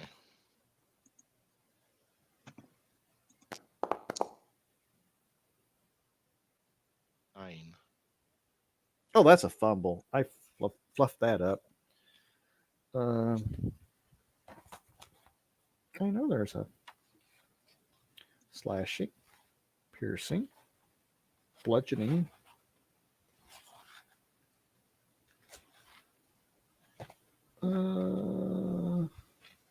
Yeah, that would fall into bludgeoning, right? Blood wild. I'm gonna roll D10. So blood wild says there are vibration attacks in castles and crusaders. They're just not very common. Yeah, I know they're not very. Okay, let's see. Oh, you don't get any additional effect, but okay. Well, that's kind of sad.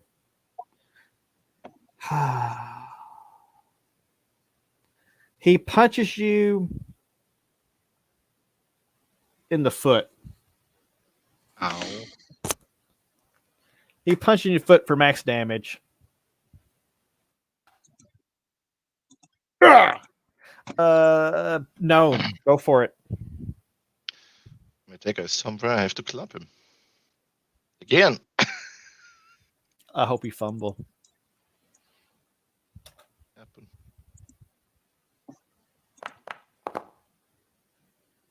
Nope. I'm swinging at the air, and the air is scared of me from now on. Have you ever actually hit anybody with that club? Nope. JR. If I can stop hanging my head in shame, knowing Dolores will never love me with 10 misses in a row, I will attack one last time and attempt to regain my manhood. Yes! And I Roll get damage. a 17. Roll beautiful damage. About dang time. Oh wow! You step it 12. and you just step it and you decapitate him. And then I'm going to take the head and I'm going to bash it into the ground over and over again. I'm like, take this. This is for stabbing me in the ass. And I'll just keep like repeatedly bashing it until the head is like just mush. And then, of course, we loot the bodies because now I've got to pay for my medical care. I got a natural 20 on the goblin down yonder. Let's see here. No, you got the bludgeoning. Let's see. D10 roll. That's a 9.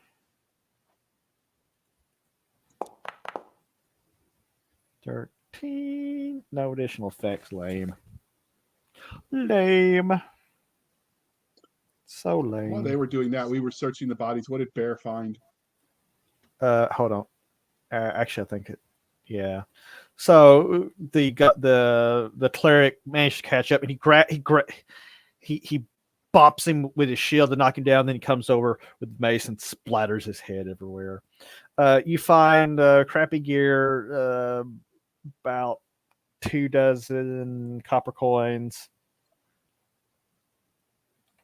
and not too much else. So we take the loot and keep on keeping on. Yeah, by the time you've done searching the goblins, you come back and the cleric is returning. He's like, "You are very unlucky, sir." He's like, "We got to keep looking though, because we're looking." He's like, "Yeah, but come here," and he cast first aid on you.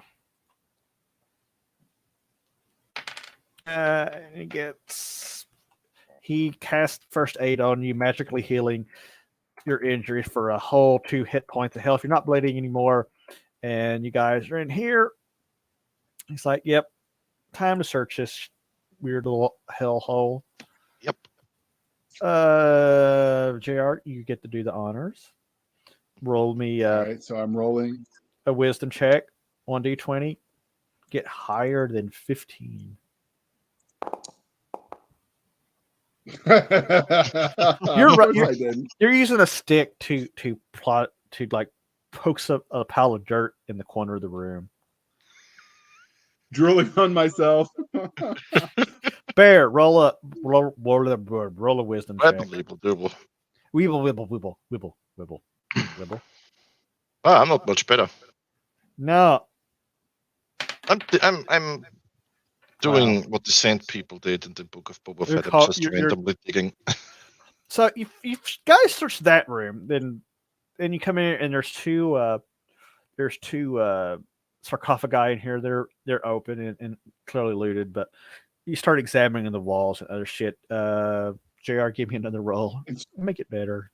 All right, we're looking for stuff under them too that might have hidden compartments. I got a 11. You look very well. Barrett, give me one. Boy.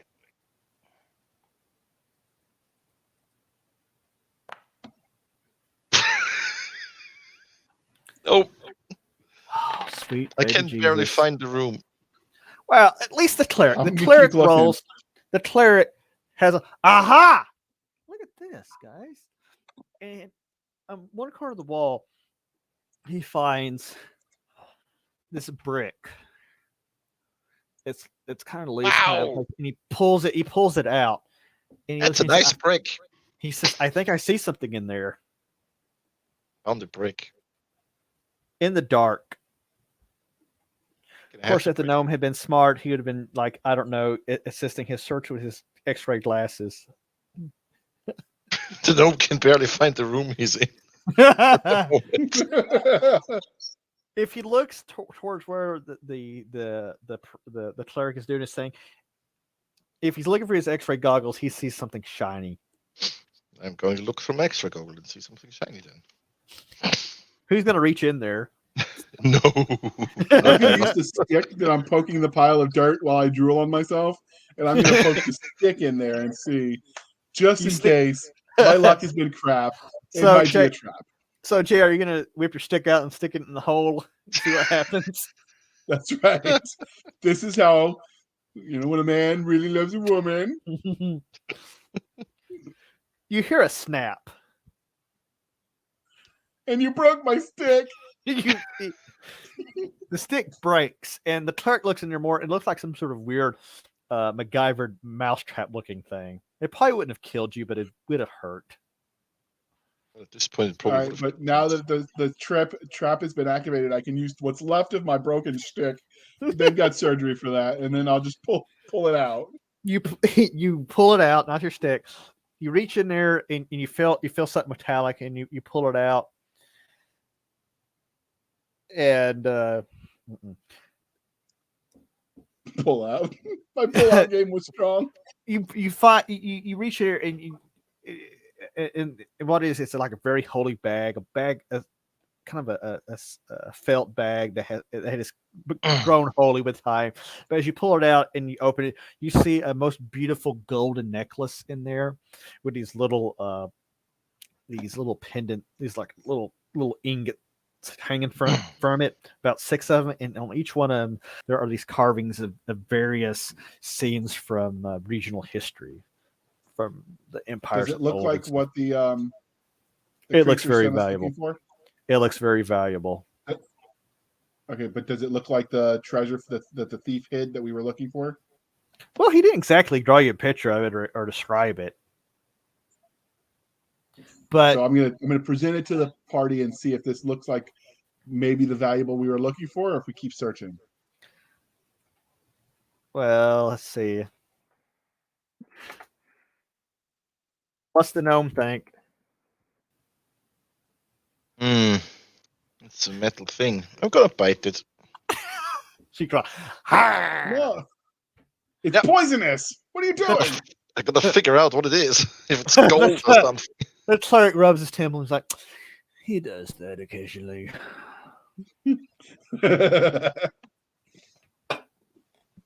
It's gold, and it's very valuable. And because of your mythological understanding, you realize that this sounds a lot exactly like what the Lion Boy described, and you realize that the scenes on it do denote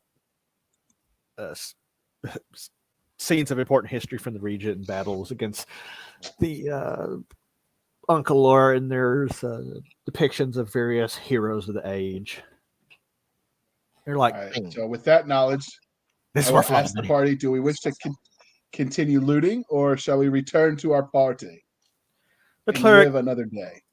Let's at a big yawn. He's like, I want to go back to the hole, take a nap, eat some. Oh, we don't have any bacon because it's all spoiled.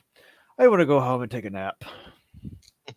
So speaking of spoiled food, as we were walking through, did we smell anything to indicate they had food we could take back with us? No, and it's goblin food. The gnome can attest that goblin food is very bad. Yep. Okay. Well, can we eat the goblins? That made my stomach turn.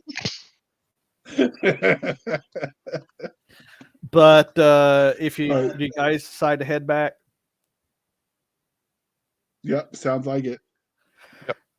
So you guys have the journey back, and we go quite a bit quicker. You actually managed to make it there just under about 1 hour and 10 minutes because you know where you've been coming from, and you know who cares about things that could have been following you and laid in an ambush, because you know what, you got this great golden necklace for Dolores, and you have ideas like, I'm going to give this thing to her. Fuck turning it in. Fuck getting the money. I'm going to give it to Dolores. And, no, you're not. And we're going to have a big fight about this at some point. And you kind of bicker about it. The cleric just ignores you because he's got a headache and he's tired. And you make it back to camp, and I think that's a good place to call it. And I can clean up this mess next week. Yep. What do you guys think? See, is there anybody worth rating? Yep, sounds good to me.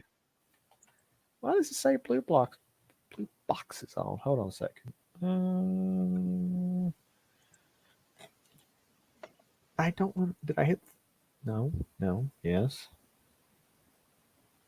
I guess we could do a raid. We could raid Donut Operator or Crendor. Crendor. What does any of that mean? You know who Donut Operator is, don't you?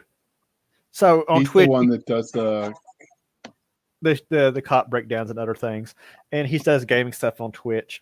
And Crendor is old time Twitch and before that YouTube gamer, and we actually have a closer mutual friend on that. So we'll play. What a raid is a raid when you're watching on Twitch, it will take you into their channel. Mm-hmm. So I think we'll do we'll raid in as do a Mind Flame gives it a regards. What do you think, Bear? Yep. Sure. So we're gonna leave it right there, and I